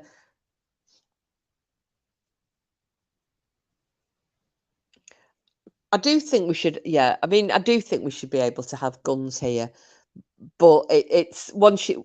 I mean, look at the gun crime already that we've got in the UK, and they're illegal here. You have to have a shotgun license to own a shotgun. You have to have a firearms license in order to have a rifle.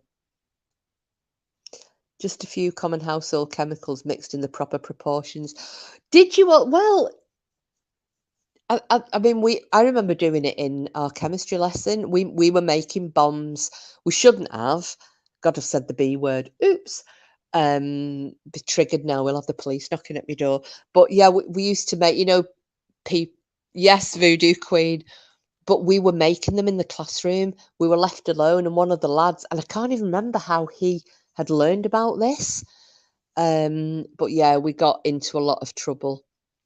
We nearly blew the lab up. They were making them in little canisters, little plastic canisters with lids on, and I think I'd be pretty good, booby trapping though. And we've all been watching, or near enough all of us have watched The Walking Dead. Oh, is it Voodoo Queen? I didn't know that. Wasp spray is better than mace.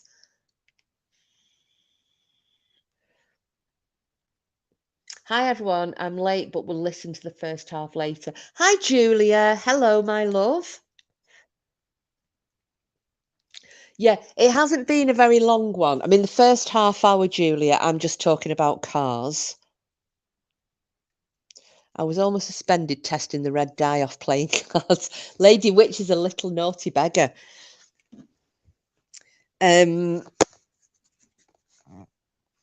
Yeah, the first half an hour was just me talking rubbish, and we've just had like one Dogman story, and then just telling about a couple of cover-ups, Julia. There's another live that's opened at the moment, and I think some people are going to go over there. But I was going to pop over, but I'll just leave this one running because I'm happy if we all have a bit of a chat. And also, has anybody seen that buffering video, the alien or the UFO buffering video that's come out of New York? Is it Barrington or Burlington or somewhere in New York? Don't know if anybody's noticed it. It's I am allergic to him, Cassius. I've got to. Well, do you remember last year I got stung, didn't I? Flipping EpiPen Central. Oh, actually, no, it was the year before. We're not allowed mace here in the UK. No, we're not. Take a can of that with me if I'm out with it. Well, do you know what I have, Frida? I always have a little mini bottle of perfume because that stings like a motherfucker if you get it in your eyes, doesn't it? Turns out the new soy-based dye is not explosive. Just saying.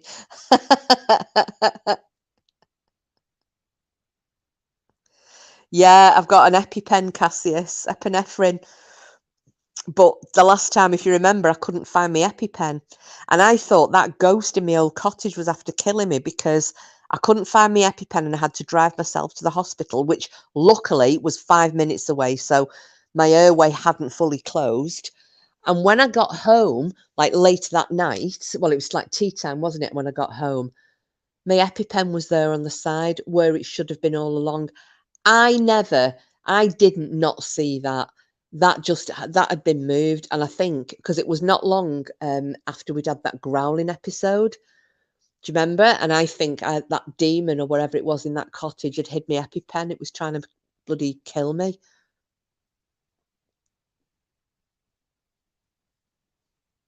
I think hot sugar water, Lady Witch, is better than a large cup of hot coffee, providing you've got it melted down enough.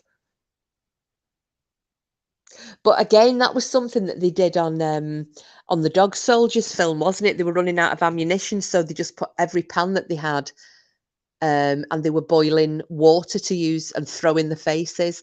Oh, sorry, Shane. Salty. She's called her channel. She's called the Salty Bitch. She's in America, and she's Texan, isn't she? Sam, I think. Yeah. But she's part of the true crime community because a lot of my subs in here are from both, from the true crime community and um, as well as like encrypted and paranormal chats. So we all sub to her as well. So she's just gone live, but so it's probably there'll be a bit of drama. Yeah, with extra sugar, absolutely. See, all of these little things you can learn to look after yourself.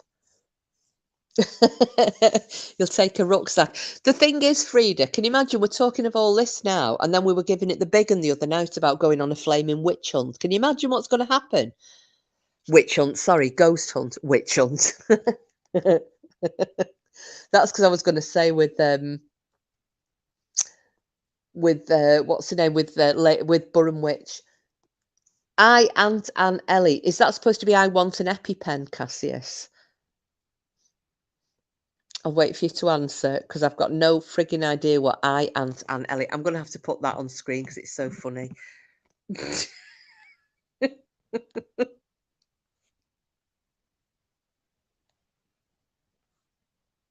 Oh, where's it gone? So I Antonelli is actually I want an EpiPen. Right. Okay, gotcha. You fucking maniac. Oh gosh. The thing is though, I'm needle phobic. Now I know it's only a tiny thing and you put it on yourself and you click it, but it's the fact of the thought of it being a needle. I always have to get, if I can get someone else to stab me with it. Have you never had a sting then, Cassius? You see, as I've got older and the more stings I've had, it's like your body retains. I mean, I don't know if this is it for everybody, but it's definitely for me being allergic to the stings. My body never gets rid of the venom. So I've been stung once. I've got one lot of venom in me. I had a bad reaction. I got stung the second time. So it's the original venom plus the new venom. I had a worse reaction. This has gone on to now. I'm on a really short window of time between getting an EpiPen in me or dropping dead. So if I can't breathe, I'll stab myself with a pickaxe. Sheila just popped over to see what the topic of convo was, and it's HCD and reporting benefits. All right. It's only I like that one. I like that, Frida. It's only a little prick. Well, although you put pick, but I know what you mean. Only a little prick like certain people on YouTube. Oh well, I'll have a watch of that later on then. Myself and all my siblings have anaphylactic allergies. What did my ancestor? Oh, You see, I'm the only one in my family um, with anaphylaxis, voodoo queen. But I also have, I don't know whether you're the same, but I also have other allergies, which I believe go hand, like I'm allergic to. I believe this is quite common with people with anaphylactic allergies. Hi, Mama Ra. Hello, love. Lovely to see you. I'm allergic to penicillin. I can't have penicillin. I've also got an allergy to oranges. Um, Septrim as well. I can't have that, but it seems to go hand in hand. Penicillin allergies and anaphylactic shock. Sorry, anaphylactic allergy reactions, I should say. Oh, yours is strawberries. Oh, wow, another fruit one. Oh gosh, Shane, you're allergic to beans, peanut, and milk. And do you get anaphylactic shock as well, Shane? You see, I need to do some proper study on this type of thing because so you can have you can't have Septrin, but you're okay with penicillin. I'm lethally allergic to. I like that.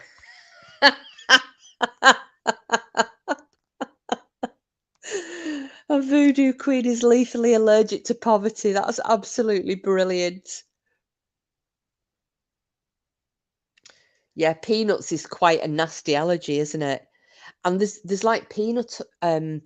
You've got to be so careful, haven't you? It's like shellfish as well. That's another one that can be a very fast, fatal allergy. I think we're all allergic to poverty, apart from those people who look like well, they obviously enjoy looking like they've been dragged backwards through the charity bin.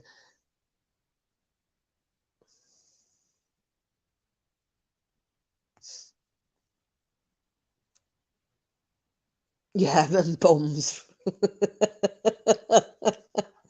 Uh, and gums, Voodoo Queen. I'm allergic to seeing gums. Bums, gums, and poverty. That sounds like it should be a documentary about those two, doesn't it? Gums, bums, and poverty.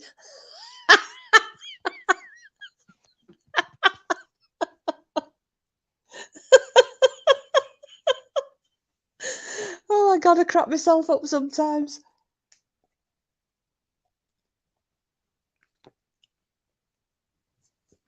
Let's have a look. A Christian friend of mine once said she has the gift of poverty. I couldn't believe what I was hearing. The fucking gift of poverty. Cassie, it's fuck me. Do you know I might put that? Shall I put that up on the screen? Oh my god, yeah, I'm gonna do that. That could be our documentary, couldn't it?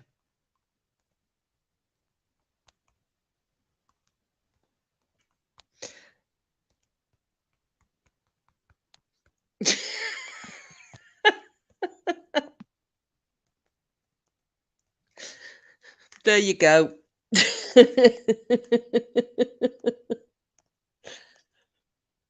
Gift of not giving a toss. Yes, that's going to be our new documentary about Burnley. Oh, I put guns. Oh, bugger. I've ruined it now. I need to do that again. Hang on. I'll have to do it again.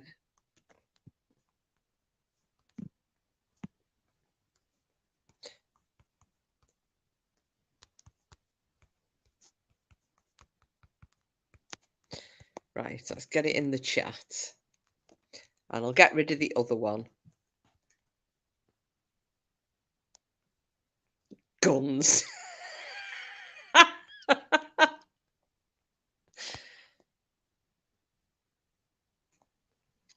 Oh, I can't remove. How do I remove it?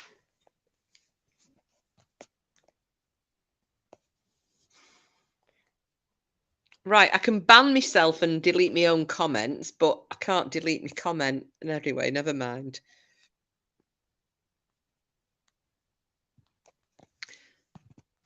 You carry EpiPens all the time, do you? Oh gosh. Like I said, the last time I got stung, couldn't flipping find it. But yeah, I'm absolutely convinced that demon was trying to kill me. I don't care what anybody says to the contrary. Right, Cassie's, and I have one. I think that means can I have one? For anybody who wants to know, we are going to be hosting in the near future lessons in how to speak fluent Cassius. So it is a dying art, and I am quite happy to host little online conferences in how to interpret Cassius's posts, comments, and I might even do one on deciphering the accent, but I've not decided yet. Types with elbows.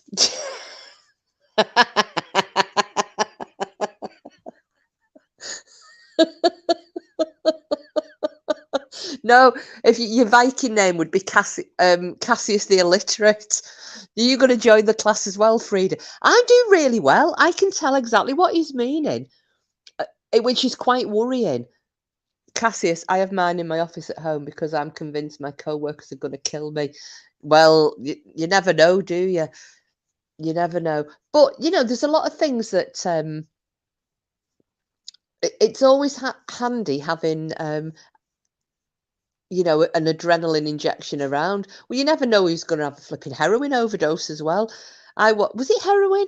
I think on Pulp Fiction, and they had to smack the overdose, the adrenaline injection straight into her heart, didn't they? When she overdosed on heroin.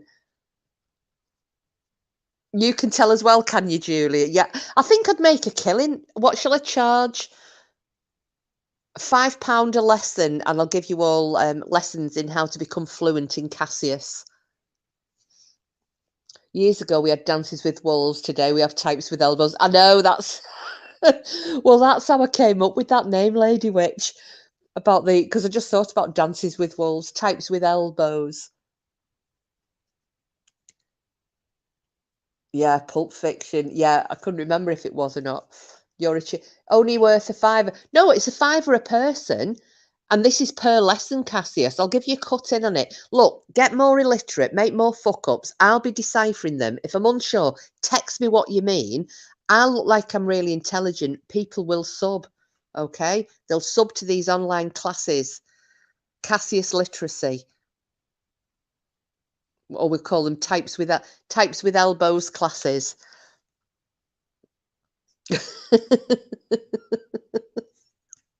What the fuck am I talking about?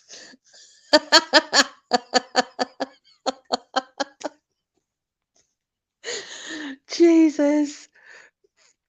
Hi, Kindness Cake. Been listening in and out. Very intriguing stuff. Plus, I believe you about demons, fairies, etc. hiding things. I experienced it too. Oh, wow. I have got this right, haven't I, Kindness? You're the one who don't want a wrench, do you? I think. I know that's it. Voodoo Queen, isn't it? His writing's that bad. He should be able to write out prescriptions.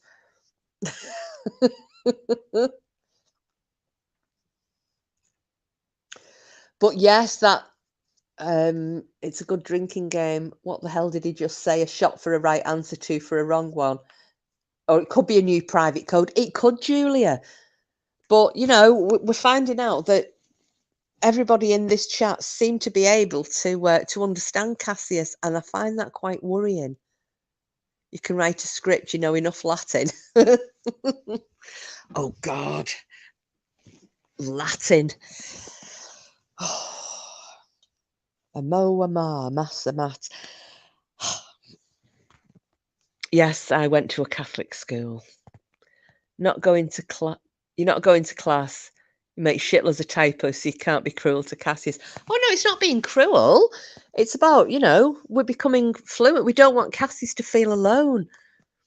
Yes, for my own quirky reasons, I wish to remain forever wrenchless. That's all right, Kindness. I thought it, and I mentioned that earlier, and I said I think it's Kindness because Sheila was reminding me that someone's not got a wrench. So I was making a point, and I was saying, Oh, I'm sure there's somebody not, that actually doesn't want a wrench, and I think it's kindness cake.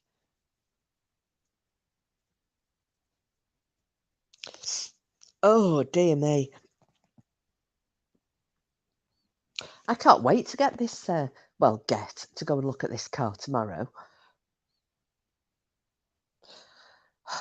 I am, in my heart of hearts, though, I am veering towards the Discovery. I'm just feeling it.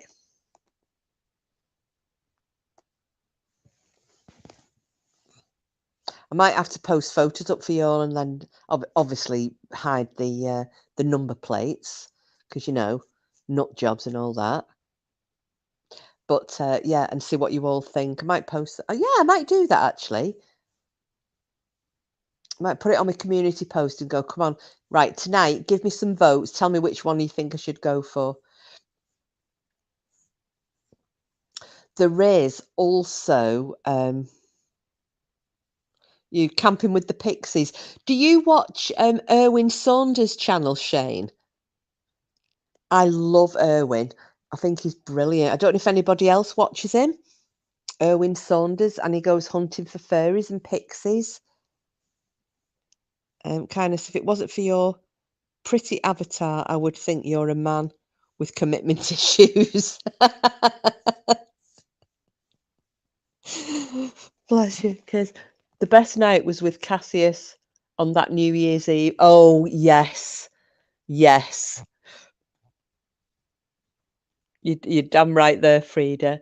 Lady Rich, hey, if the fairies hide your stuff, go to the centre of your house and praise them for besting you in competition. Really lay it on, then ask for your stuff back. Oh, you've seen it, have you, Julia? It's a lovely channel. Yeah, I'm glad you've watched him, Shane. I think it's just a little bit of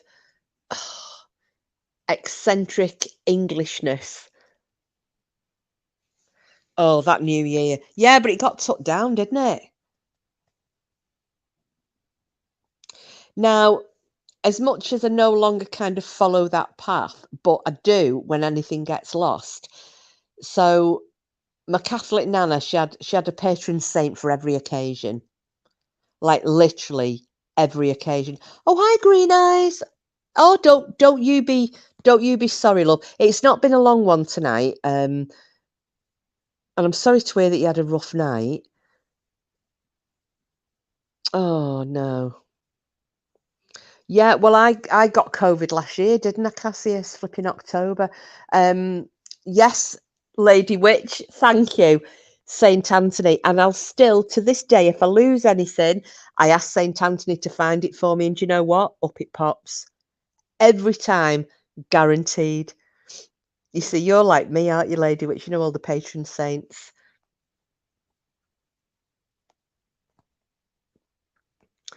And like St. Jude, the patron saint of hopeless cases, and policemen. Isn't it funny that does anybody else ask St. Anthony to find things for them? I can't get out of doing that though. Oh, your confirmation name. Well, my confirmation name was Bernadette because I liked the story of Saint Bernadette.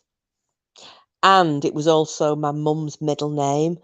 And because she'd passed away when I got confirmed, so I picked her middle name. Saint Anthony, please come around. Something is lost that must be found. Oh, I like that. But now you'll ask the fairies. No, I still ask St. Anthony. Always do. I just cannot get out of it. Oh, you have an Aunt Bernadette. Oh, lovely. I like the name. I do. I love the name. Ask the fairies, like Witch said, I'm always having stuff going missing. And St. Catherine, patron saint of artists and crazies. Really? I've got an Aunt Catherine as well, although we call her Auntie Kay. But yeah, I always like, I don't know, but St. Jude, I always like St. Jude. I think that's a good one to have. Oh, Saint Gertrude, the patron saint of cats. Now, I would have thought that you would have had a statue of Freya, the goddess of cats. I have three, Sheila, so you've bested me. I've got three names and my surname.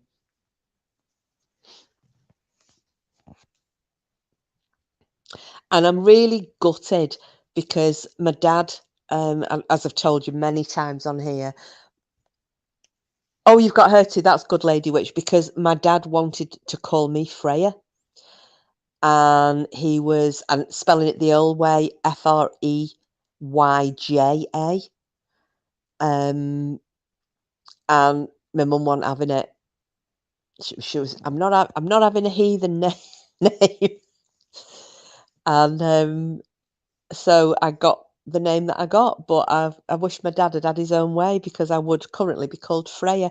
I might even change my name. I could do that, couldn't I? Deed poll, change my name.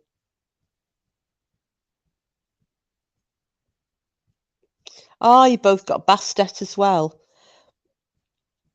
I know, Kindness Cake. It's a lovely name, isn't it? But yeah, but my dad, we spell it the other way, which is Freyja. Freya. St. Jude, the patron saint of lost causes. Yes. St. Jude, helper of the hopeless. The patron saint of lost causes. The patron saint of police officers. St. Jude is.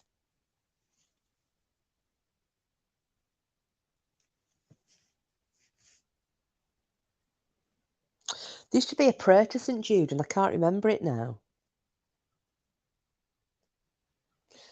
I always loved the prayer to St. Michael, the archangel.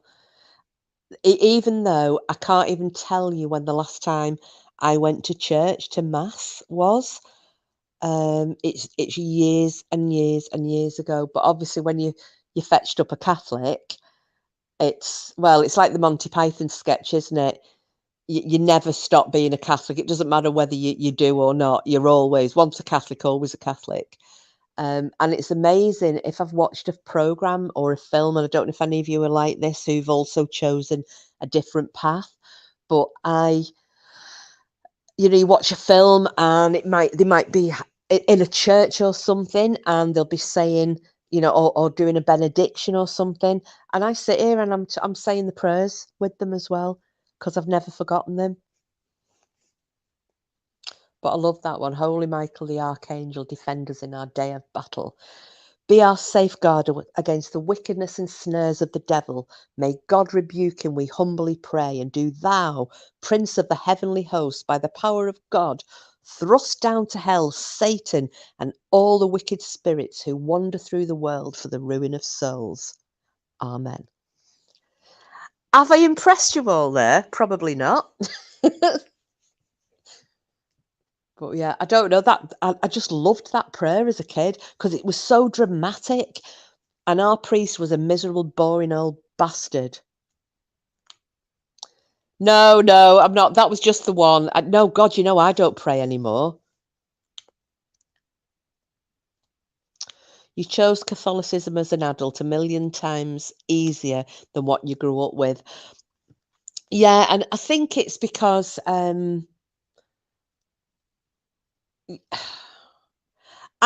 just found personally no, oh no, it was just me just showing off and reciting the fact that I can remember that prayer. I just prefer personally the old religions where I'm not required to kneel in front of anybody or beg for an intervention, because with the Norse gods you don't beg. You can ask, will they help you, but you never kneel before the Norse gods ever. And I like that because it's the whole warrior vibe still kind of leads through into the religious aspect of the way of life, shall I say, rather than religious aspects. So yeah, so that's why I really like Odinism. Love it. It's all about nature and the seasons, and it's not dissimilar to the Wiccan. You know, there are a lot of the old religions, the pagan or heathenry or whatever you want to call it, is a lot of similarity there. And as well, Christianity, a lot of Christianity's, maybe not the doctrines, but and especially the holy days as well. They're on pagan days. I do believe in a creator, though. Can't believe everything just made itself. No, well, no, and we're never going to know that, aren't we? I have to kneel because my ego is that big. It's good for me. We all follow to where we are drawn, and I respect all religions. Yeah, me too, voodoo. Me too. And like I said, once a Catholic, always a Catholic. You know, I can believe what I want to believe. And there isn't anything to say that you can't have two different belief systems. And I know that that is true for a lot of converts as well. I don't know about yourself, but I have a friend who has converted to Catholicism from what Jehovah's Witness. I don't know what else. Are they called the same thing all across the world? But she was brought up, born and bred Jehovah's Witness. She is now a Catholic because she met a Catholic guy, was thrown out of the Jehovah's community, which was such a shame. But she still, and she said it's really hard because I'm torn because she's got this one belief system married to another belief system. But you know what? It's what works for her. Sheila, well, I went to Catholic nursery, Catholic junior, Catholic high school. My mum was a teacher at the high school. The street we lived had the convent and church on, so I couldn't wait to fuck it off. I hear you. I went to both Roman Catholic primary and secondary school. Yeah, me too, Cassius. I'm in sixth form. I make up my own prayers and say them quietly, privately. Also have great respect for ye old pagan ways. All religion in their good forms are positive. Yes, they are. They are. But you know, as they say, there's been more. Every war in the world has basically started over some aspect of religion, hasn't it?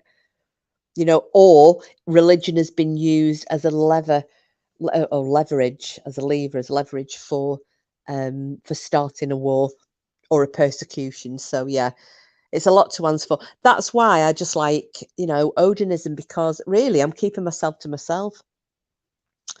Don't have to go worshipping anywhere if I don't want to. I can just go out and sit in the garden and enjoy nature and chat away to whichever god I feel like chatting to. And there's one for every occasion, a bit like patron saints in Catholicism. Sheila, well, you were just right. If it didn't make you feel good or happy, there's good and bad no matter who's your god. That is never a truer word. Never a truer word, Sheila. Gosh, how did we get onto religion from Dogmen? What the F? And you know, like we've all said, I think the nicest thing is that you know, we all respect each other's beliefs. Not a single person in here would ever dream of lecturing somebody on what they believe, as in, I don't think you should, or have you done this, or you should do that. We just, everybody, we all believe what we believe. We occasionally discuss it, and that's it. End of. And I think that's how it should be. So long as nobody tries to force their belief system down my throat, and so long as I don't thrust mine down anybody else's, then we'll all get on. What my old church told me when I'm married would make your head spin. Really, voodoo? Wow. That's right, Frida. Live and let live. That's a very, yeah, especially regarding religion. You believe aliens had a hand in it? What, in the creation of the Earth, Julia? Because I know you've always got quite a big delay, haven't you? But luckily, I remember the comment being made from Frida. Well, look at that. Oh, I can't remember which come first. Was it Covenant or Prometheus? Covenant, wasn't it? Alien Covenant. And that showed how they think that the Earth was created and how people came about.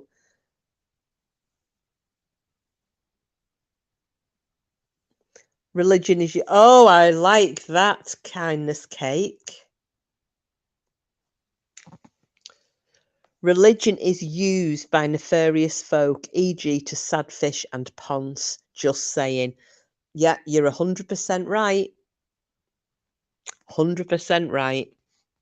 And it's also used, don't forget as well, a lot of people are quite hateful and passive aggressive, aren't they? But then use religion as a get out of free card. So if they put on a soft voice and claim to be, that they don't call people names, or they don't do, even though they do, and they don't do anything wrong because, like, religion, prayer hands and purple hearts. Shove it up your ass. Thank God Clown isn't here. We argue about aliens versus Star Wars. Oh dear. Yeah, private. So yeah, apples and oranges, voodoo, apples and oranges. I'll always love that phrase, apples and oranges.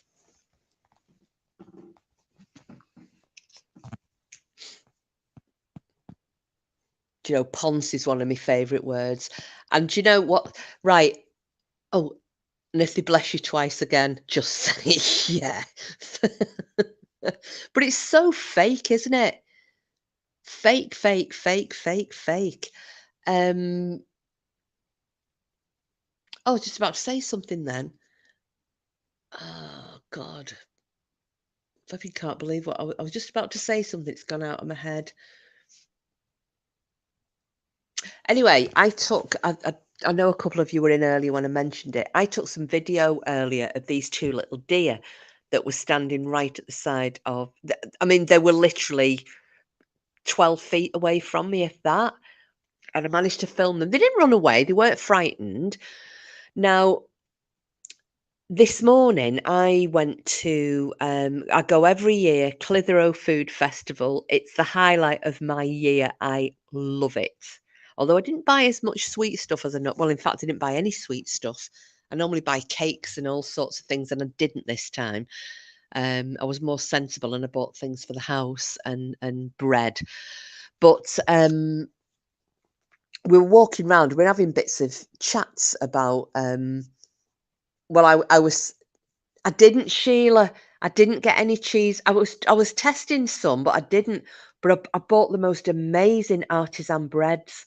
I've got a cheese and jalapeno chili bread. Oh God, these are all sourdoughs, bloody beautiful. Got that one. I've then bought, and I haven't tried this one. I don't know whether to put it in the freezer and save it, but get this, it is a stout black pepper and mature cheddar cheese loaf. And I'm thinking that's going to taste lovely. But do you know what? The cheese and jalapeno bread kindness cake, I could eat that just without even putting bread on it. It was so tasty. Carrot and pumpkin seed bread. Well, I made some. I've got a bread maker here, Julia. I do make normal bread myself, but occasionally I'll put the bread maker on.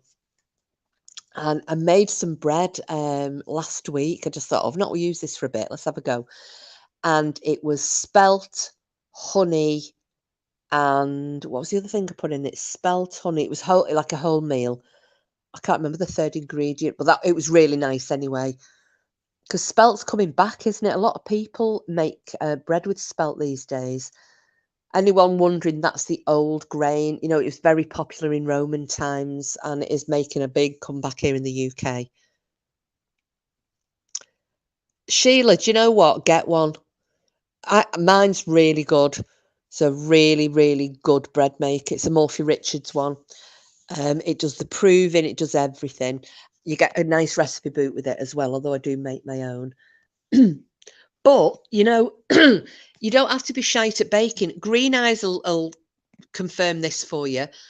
The recipes that we were sharing for the no-knead bread. There you go. She's just mentioned it.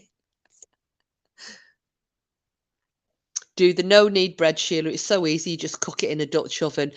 and it is really, really simple. I make it. Green Eyes has started making it. It's brilliant. We were talking about it last year, about a year ago, wasn't it, Green Eyes? And here I am enjoying my batch of jalapeno cheddar scones. Oh, I have no idea if they are real scones like in the UK, but they're good. Doesn't matter so long as they taste amazing, Lady Witch. Or when my dad's feeling very common, what he would say is, "Oh, shut up, they all go to make a turd." Go, Dad. Nice one. You make spelt and honey bread. Oh, do you? Oh, gosh, yeah, you're a baker, aren't you, Shane? Oh, which I never thought of jalapeno and cheese. Yeah, jalapeno and cheese is amazing. And yes, like Frida said, Irish soda bread. Yeah, we forgot.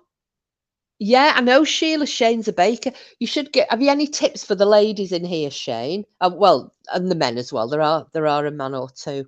You're not on your own tonight. Um, we do like having a bit of a bake, but I'm really looking forward to trying this stout. And it was just so, I bought it because I thought that's an unusual mix, isn't it? Stout, black pepper, and mature cheddar cheese. So I'm thinking that's going to be a very tasty loaf. But yeah, the jalapeno and cheese one was so nice. Big chunks of chili in it as well. And there was just enough of a little tickle. You know, you'd eat it and think that it's so full of flavour and there was no burn. And then you just get the little tickle at the back of your throat. Oh, my little dog is running in his sleep. He's lying on his side. His little paws are going like the clappers. Oh, he's so cute. There's a there is a guy on TikTok and YouTube that does bread. He's great and good on the eye. Oh, you're an artisan baker, are you, Shane? Oh, yeah, you see, we need Shane giving us some lessons. You see, would you not do videos on like baking, Shane? You know, like we were talking about this the other night. You love all and every cheese except goat's cheese. I like goat cheese if it's in a Greek salad kindness, and it's got to be with loads of dressing and onions and yeah. Oh, you did, Frida, didn't you? Frida made a blueberry and thyme cake for her daughter's birthday last year.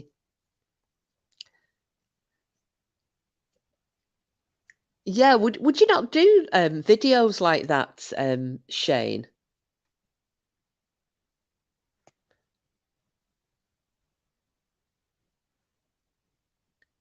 What's and knob? What's what's that for? Hang on, what have I missed?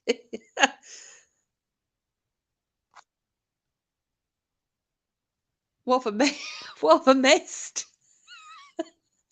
What's what's the knob for? And knob? Sorry.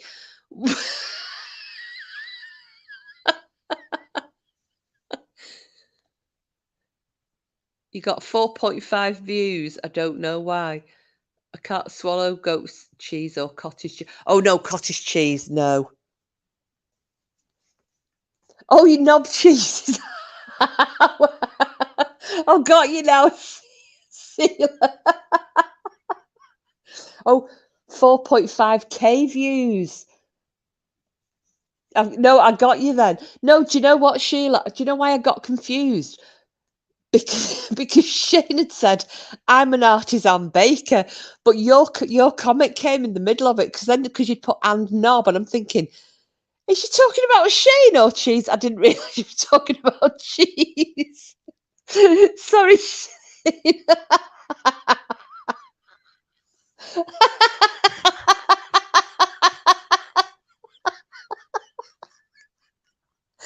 Fuck my life. This is what happens when people have got delays on the chat because it comes through at different times.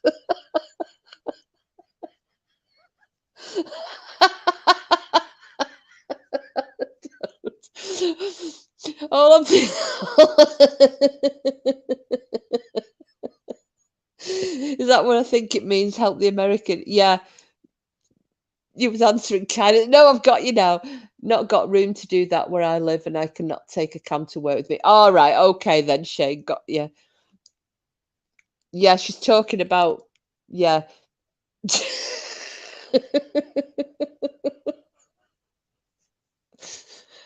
Oh my goodness, my sides don't make me laugh anymore.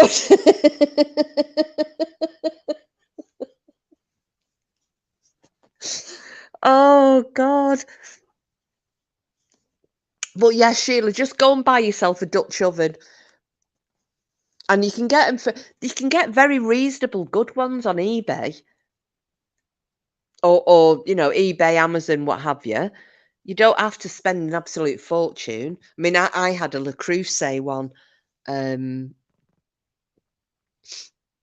But yeah, they don't just get yourself a nice cast iron Dutch oven, and honestly, and Green Eyes will tell you, you will make the nicest bread. You don't have to knead it. You don't have to do shit all with it. Just mix it all together and prove it, and then cook it, and it's so good. It's so good. And you can put all sorts of different flavours in it as well. Did you ever get to make your tiger bread?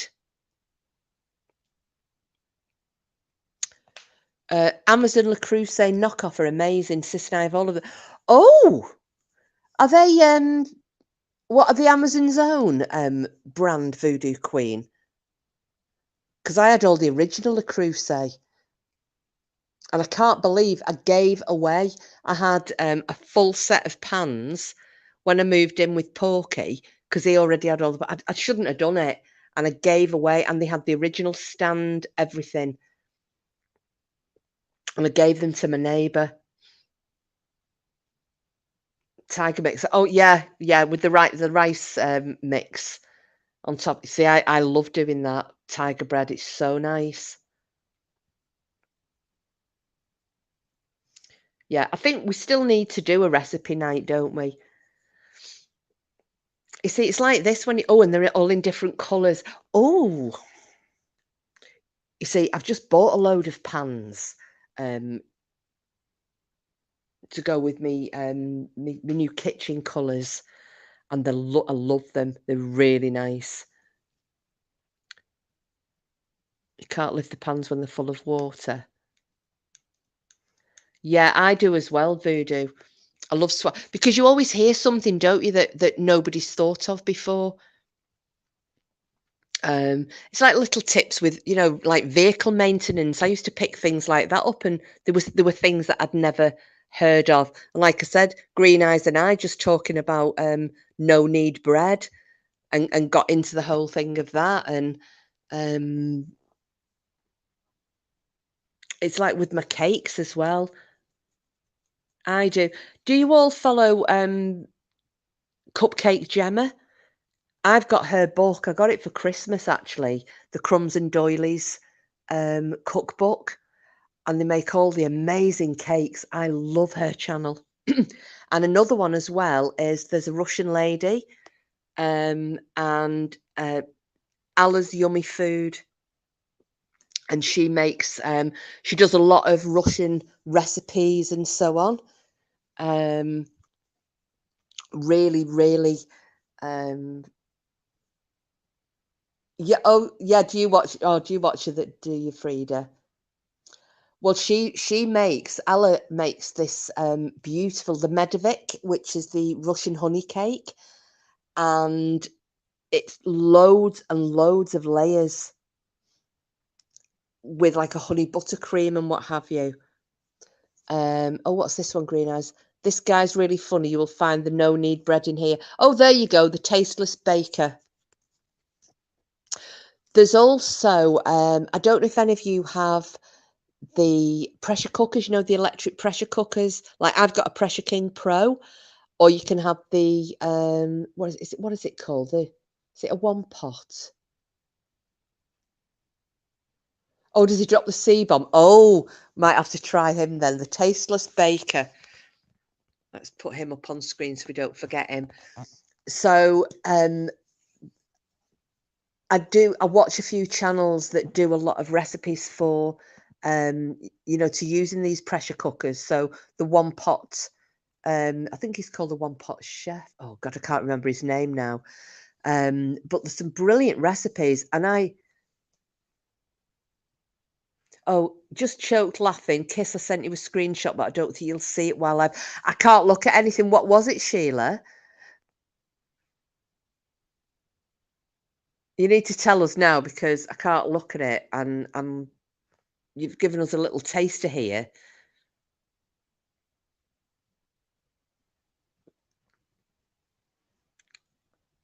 Flipping heck. Type faster, type faster. I hate it when I don't know what's going on. That's the woman in me coming out. AD's community post. Come on, tell us what he's put. Unless you all want to go over and have a little look.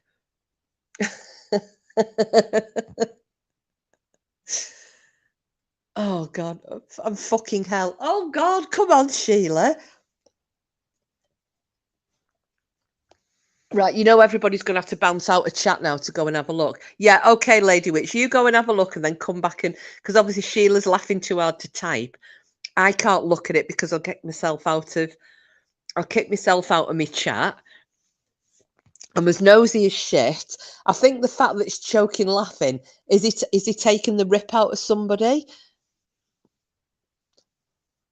You want to see it, right? Have I got to go? Right, I tell you what, guys. If I get kicked out, hang on. I'm going to be back, and now I'm going to have to go and look at it. Give me a second. Right.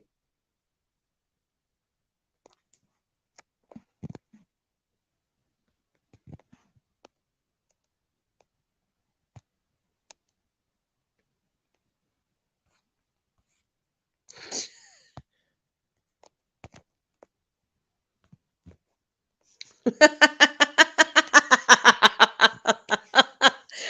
just seen it.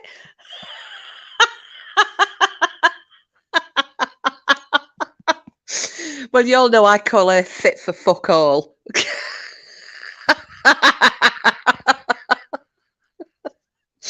it was like when she came in bloody into Cassius's flipping channel with a shit.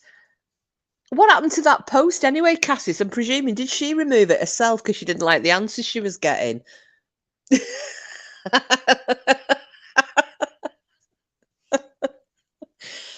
Thing is, I don't think the neck on that woman's quite as long, is it?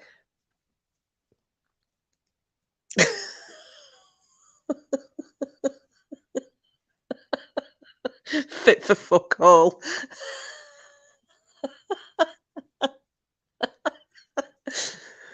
What did...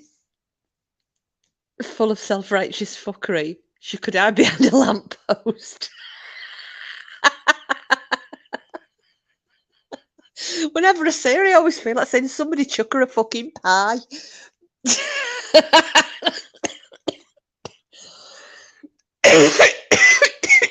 Sorry, guys, I'm coughing away. What a shame, but I was on holiday 5 years ago down Cornwall. Got talking to a guy who got a bakery down there. He had a staff shortage, asked me if I could go help out for 2 days or so. So you did. Oh, gosh, sorry. No, it's not her kindness. It does look like her, though. Well, he should have posted the one of her where she's got her bloody jubblies in her arse out, shouldn't he? Sleazy bitch.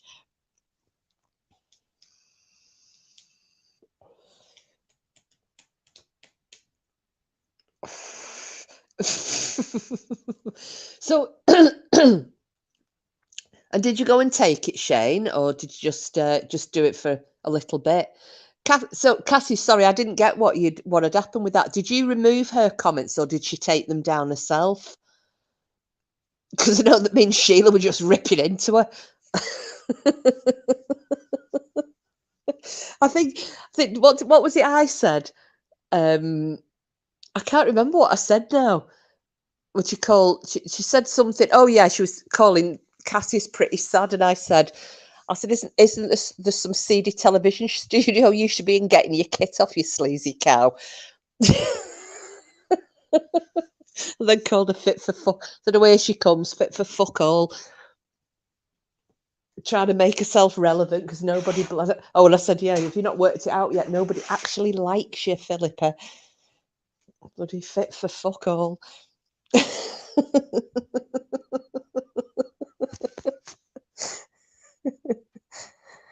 got fuck all, yeah.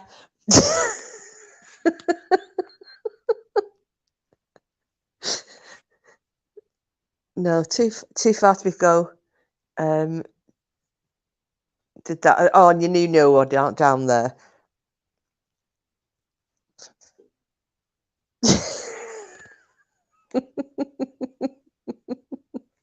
Oh no, I think she removed it herself, Sheila.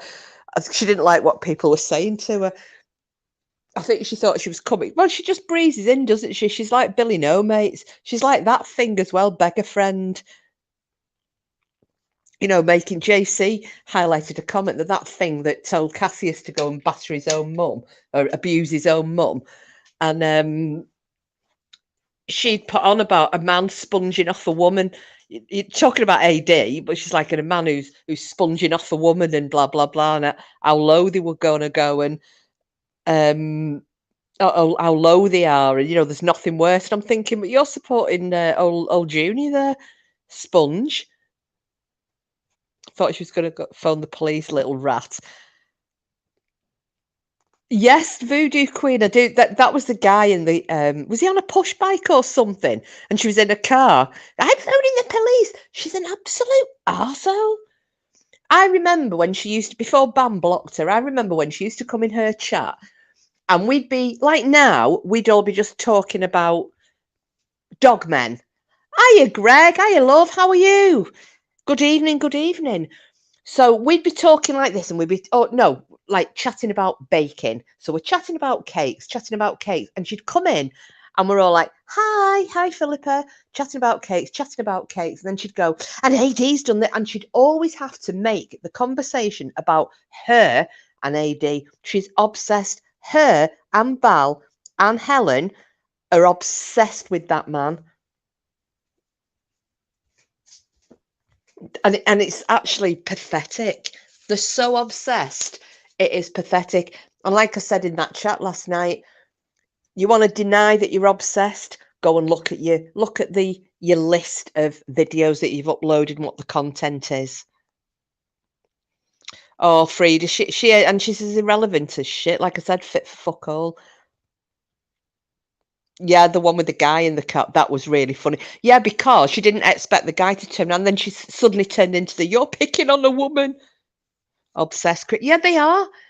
It was like, bloody Scissorhands trying to make herself out to be a victim, and I'm suffering from anxiety, and I'm this, and I've asked you to leave me alone. How many times did he ask you to leave him alone and you didn't? And then you look down, like Sheila posted the list of her videos just showing the content. You can't claim to be a victim of bullying when you're the actual person doing the bullying. Just because you now don't like what's getting said about you, you can't twist it around to suddenly become a victim. And this is what these bloody crazy bitches keep doing. Anyway, just my opinion, because we've managed to stay drama-free tonight. But obviously, you have to say a little bit, don't you?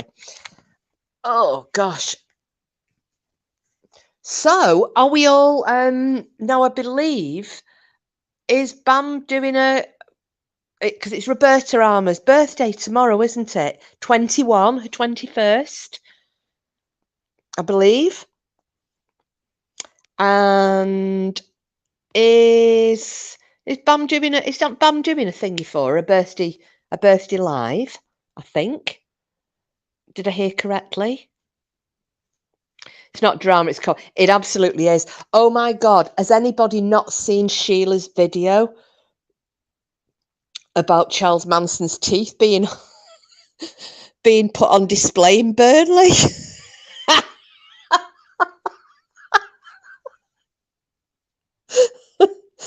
I'm sorry, but when you just keep watching something, I kept watching that short on loop. Nice teeth.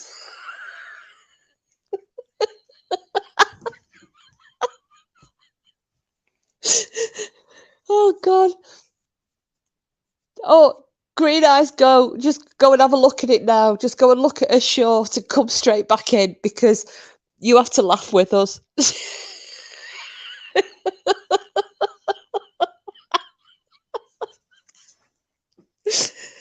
The thing is, though, was the display robbed? We have a suspect.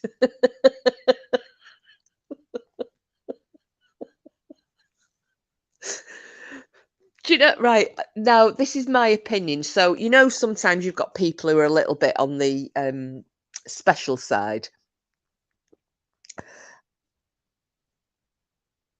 Yes, Julia, yes.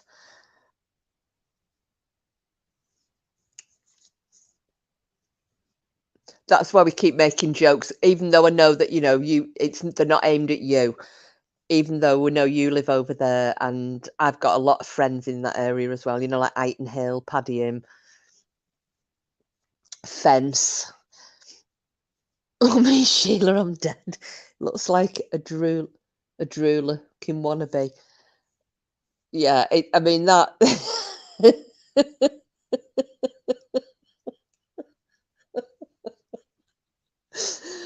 It's brilliant, isn't it? I think it's the way he grins, but it's the false teeth. No, well, apparently, Julia, there were Charles Manson's dentures were being put on display in Los Angeles. So Sheila's video, instead of Los Angeles, it says Burnley because living in Burnley, and because he's put these awful false teeth in. And he grins at the camera. He's giving the finger to this other fella. He's going, nice teeth. And he.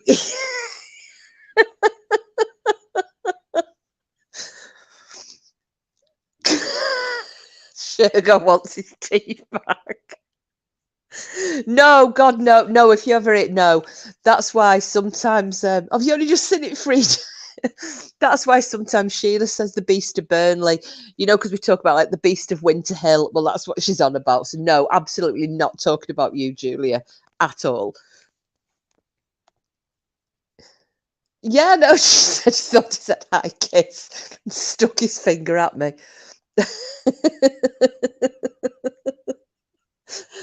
I just think it's one of the funniest things ever. But like I was saying, so sometimes you've got people who are a little bit on the special radar. And for one example, I'm going to give you Mrs. P. So you all remember Mrs. Portland, right? Who is one of God's strangest looking creatures. And because people kept telling her, because of, and I don't know whether they were just doing it for shits and giggles. I don't know. Julie, if you have a water shortage, it's her and definitely not him. She shows off her enclosure on YouTube. Oh, yes. So I think because Stowe Green eyes look like tombstones. Because people, I think, a lot of people were laughing at her, behind the scenes, and they were telling it, oh, you're gorgeous, you're beautiful, you whatever.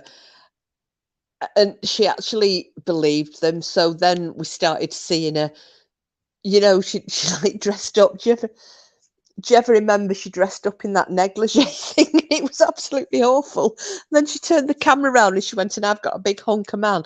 And there's her husband Walter in that black string vest. Right. And it was the worst thing I've ever seen. So the whole of YouTube was in hysterics. And that's what I think it is with them too. Because there's that many people going, oh, you're lovely, you're attractive, you're dirty, dirty, dirty, dirty, dirty.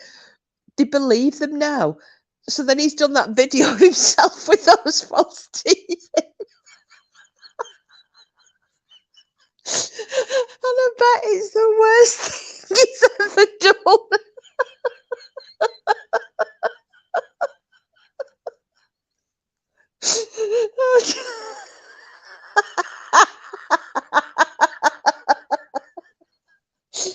And I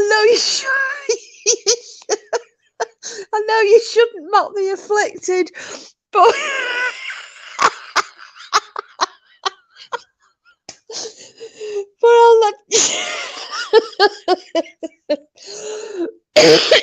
Oh, I'm sure I'm getting COVID again.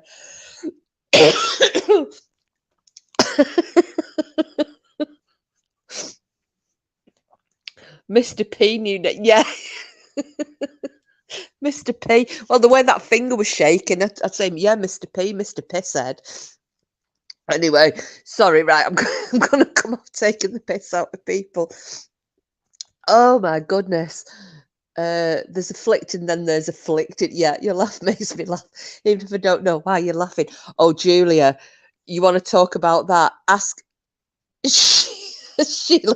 Stop! I'm imagining Martin in a string vest. Julia, right? Ask Sheila as her. When I get into a conversation sometimes with Sheila or Frida or Greener, in fact, even Cassius the other day, and I was laughing. We were doing voice messages to each other. It was when this came on with this video with his awful false teeth, and I couldn't speak for laughing. And I'm trying to do voice messages. Well, this lot got him, and all he can hear is me like Muttley. I am howling. That's it, Cassius. I was absolutely fucking howling. So then Cassius sent me one back, and I can't tell what he's saying because he's laughing that much. Oh God! So sorry, Julie. It wasn't meant to be a private joke. I forget though, because there's like 50% of the people in here are, as I said before, it's like the part of the true crime community as well. So this is where all this goes on. But oh God, it's funny. Funny as fuck. The million monsters think they're acceptable to be seen in society. I think it's just the way he just looked at the camera with that nice teeth.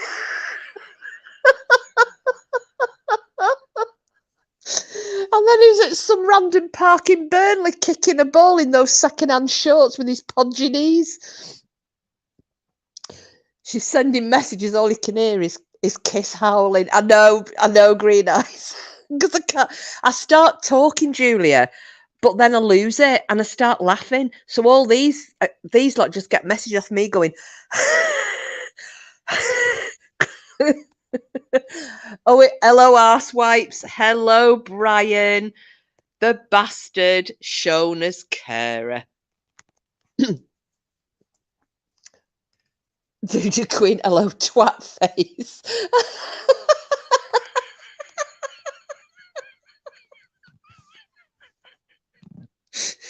That's brilliant. In fact, I'll tell you what, Voodoo had a message off me last year, didn't you? Remember when I sent you that screenshot? And we sent each other messages where, I mean, even Voodoo was howling, laughing on one. She couldn't speak.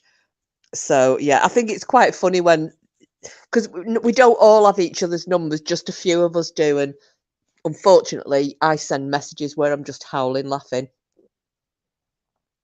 Are you down at Southern Esther now, Brian? And have you been in the Mermaid tonight? Oh, he's oh, Mandy was last night, wasn't it? I was going to say you're down as Mandy.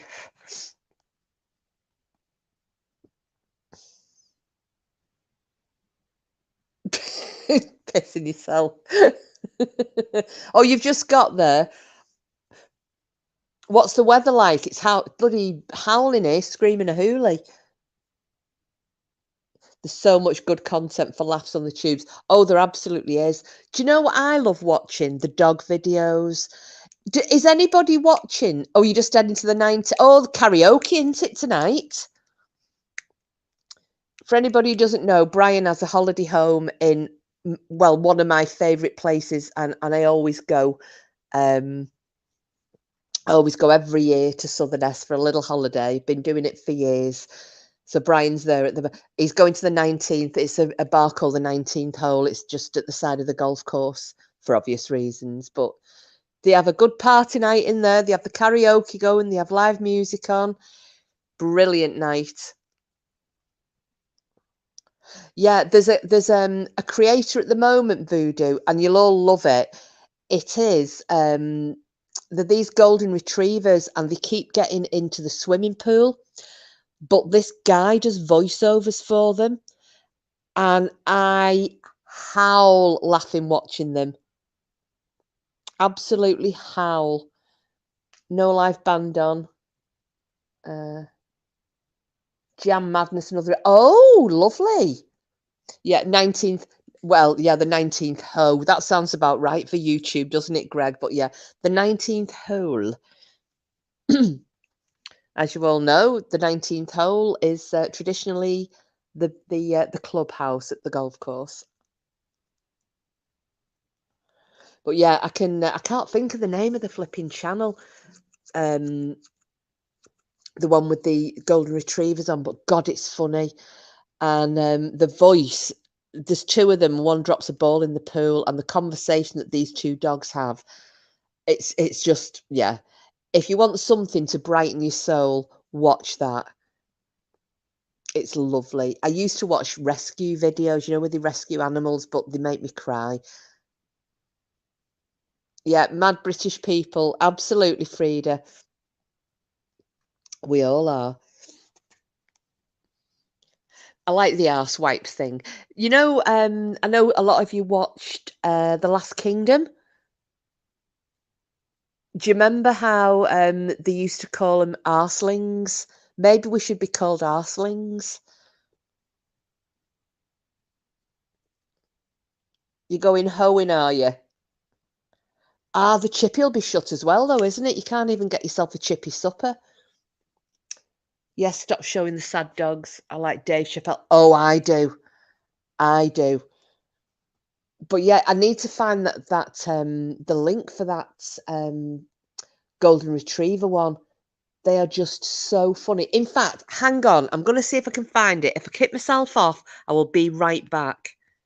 Give me a sec, guys.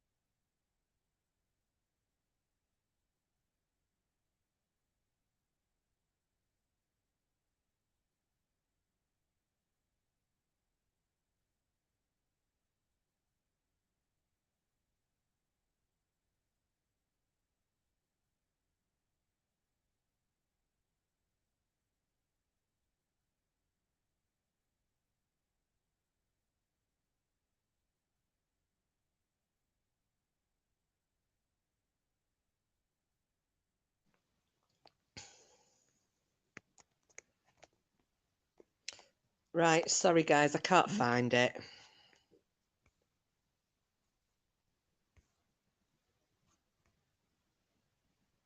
Oh no, the water, it was because I still had the volume on. Oh, right, I'm back. Sorry, I didn't know if you could hear me or not. No, the sound, it was because I went onto YouTube and I didn't realize that the volume was on to play on for playing videos. I had to turn it down. It was still when I went onto YouTube, it was that background noise on Darzen's video, that tinkling water. I know everybody thought I was having a pee, weren't. I would have told you if I was. But I was trying to find the golden retriever video, but I can't find it. I'm gonna have to put a link. I'll probably share one onto my my community post. You wasn't fast enough to delete your comment.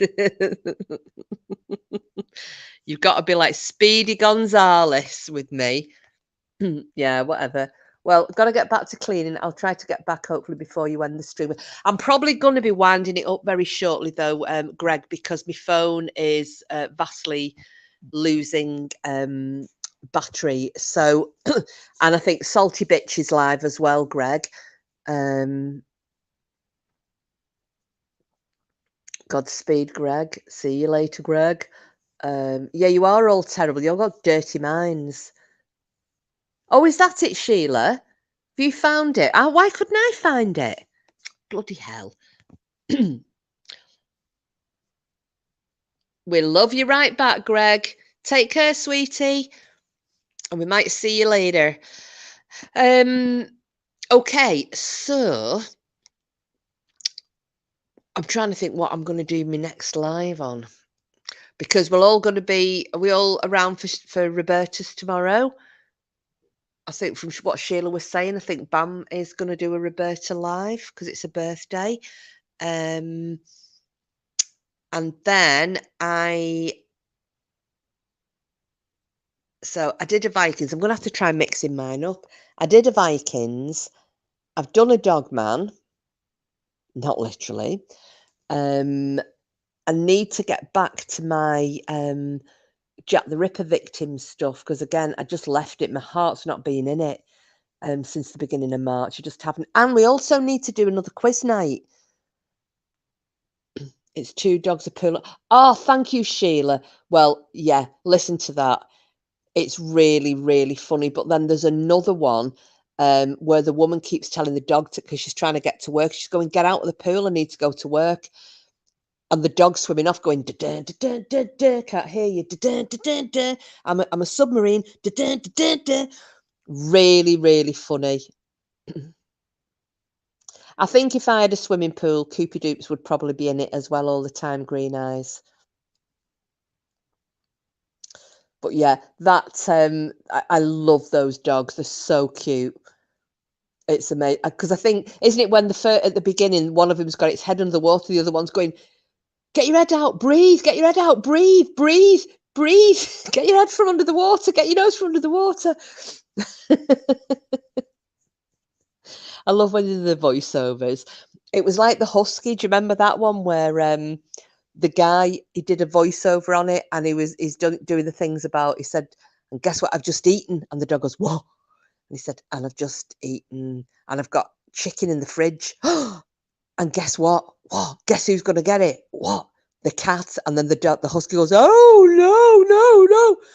I love that video. He had webbed feet for swimming and they use the tails like a rudder. Oh, yeah, because there are a few dogs like that, aren't there? The Chesapeake Bay Retriever has the webbed feet. Is it the Irish Water Spaniel and the what's the God? I can't remember what you had. Oh, and the Spanish Water Spaniel. Flat-coated retrievers. The flatties have them, don't they? Was yours a flatty, Green Eyes? I can't remember. Oh, I'm so sorry. I'm terrible sometimes. I just my memory's got worse since I had COVID.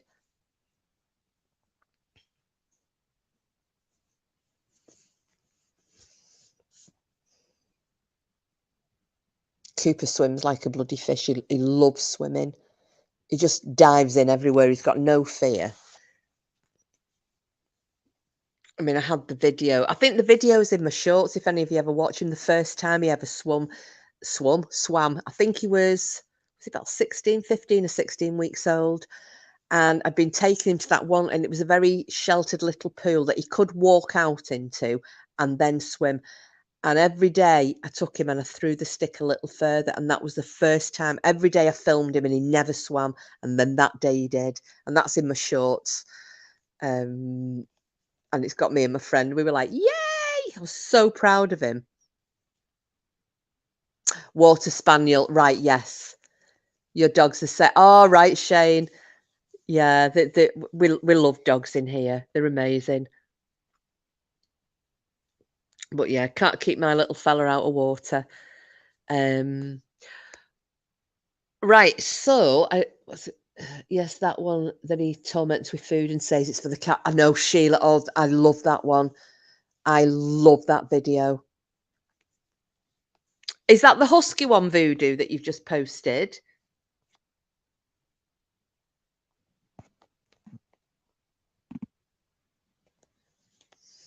But I think it's the voice that goes with it. I did watch one as well that my friend sent to me ages ago, and I can't find the link anymore. And it's this cat, and they've done a voiceover for the cat. Oh, the little southern boy. All right, thank you, Voodoo Queen. Well, this cat, it's so funny. Oh yes, I remember you saying because she's you called her Tank, didn't you? That's it, Tia the Tank. You called her, didn't you? And this cat, it's like a Cockney accent, and it's funny as hell. The cat's sitting there and it's calling the dog every single manner of "see you next Tuesday." And when the owner comes in and it's like, "Here you come, bastard. Where do you think you've been when I needed waiting on, bastard?" It just it just keeps this cat, and you can see the face on it. It's so funny. I loved it. Oh, Sheila, that'll be the husky then, won't it? Yeah, if anybody's got any links you want to drop in for everybody to have a giggle at, please do. What I'll do is I'll pop them on screen, each one at a time, and then they're easy enough for us to find and come back if you've forgotten what the links were. So I don't know what I'm going to do my next live on. What do you want? Because as I said, it's our channel, not just mine, and I'm happy to do whatever. So what would you like the next live to be on? Because we can do more Dogmen, we can cover the alien disclosures, we can do a history one, we can do Vikings, we can do a cookery one, the quizzy. Well, yeah. Should we do a quiz? We could even do a quiz in an incognito. That'll set the cat amongst the pigeons, won't it? Because you'll have a certain person going, "She's doing an incognito night and it's all about me." None of them have ever been about you, love. Oh, Bigfoot. Oh, and kindness. Oh, yeah. Oh, we've got 2 votes for Bigfoot.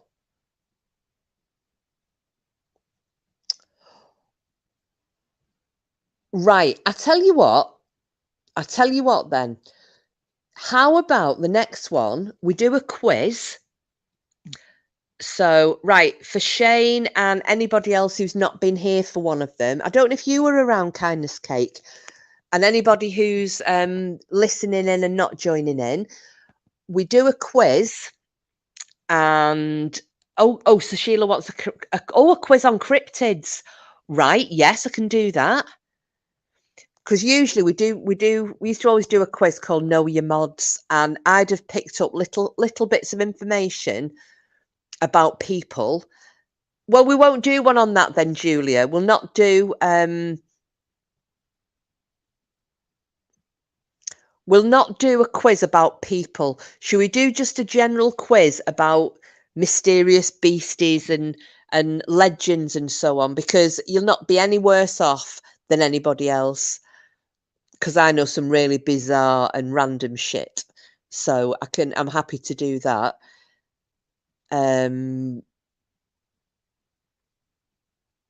Right, we'll do that then. We'll do a cryptid quiz. So my next one, we'll do a quiz on cryptids, and then we'll do some Bigfoot stories and what have you. How about that? What do you reckon, guys and gals? And I'll try and aim it for. We have a think. What are we on now? Saturday. Either I'll try and do either Tuesday. I'm trying to think what days. Thursday I'm hosting I won't be able to do Wednesday. Because I want to try and start getting back to doing one. I always did one midweek, early to midweek, and then I'd do one towards the weekend. I want to try and get back to that. Maybe doing one light-hearted live a week and one more serious topic, a bit like we did this week, you know, where we did we covered the Vikings. Oh yeah, oh yeah. Well, you see, I need to try. I want to try and get Mick back. I mean, that'd be good, wouldn't it? See if we can get Lee Roscoe. Because I still want to try and get Linda. I know Sheila was going to, next time she went live, Sheila was going to have a word with her and see if she could get her to pop over. But I'd love to get Linda Moulton Howe guesting on here. I would love it. But yeah, I bet Lee would come up for a natter because obviously as well, we can get more followers going over to Lee, can't we? Because I know he's growing his channel, as is Mick. Frida, the secret is to invent a beast name. No one can prove that it doesn't exist. Well, no, they can't. She's not. No, she's not. I thought she was live the other day, but it's a pre-recorded one, wasn't it? So, right, okay. So we'll do that then early next week. So Monday, Tuesday, hopefully. It definitely won't be Wednesday, and probably wouldn't be Thursday because I'm up to my eyeballs. So we'll try and I'll try for Monday, maybe Tuesday. We'll do a quiz, but I will book it in so you all know. We'll have a cryptid quiz and then we'll do some Bigfoot chat. Okie dokie. Right. Well, in that case, guys and gals, thank you so much for coming in. I hope you enjoyed. It's been a bit of a mishmash of everything, hasn't it? But I hope you enjoyed that tale, the Dogman tale at the beginning. Green Eyes, if you go back to listen, the first half an hour, we're just talking about me and my cars. And then we do about an hour of talk about Dogmen. So if you want to skip the shizzle, you can go into that. Yeah. It's quite a good one. You're going to invent one. Well, do it shit at Frida and then start posting about it. And in the meantime, I'm going to upload. I found that video of Cooper with whatever it was barking in the woods. So I'm going to upload that, and maybe we can have a bit of a chat about that as well. All right, everybody. So thank you so much. Everybody else enjoy whatever's left of, not much left of Saturday evening here in the UK. There's only an hour left of it, but whatever. Everybody take care of yourselves. I may see you all tomorrow if Bam's doing a birthday party for Roberta. Roberta Alma's birthday tomorrow. And yeah, I will see you all Monday or Tuesday. Okay. Night, everyone. And see you all on the bright side.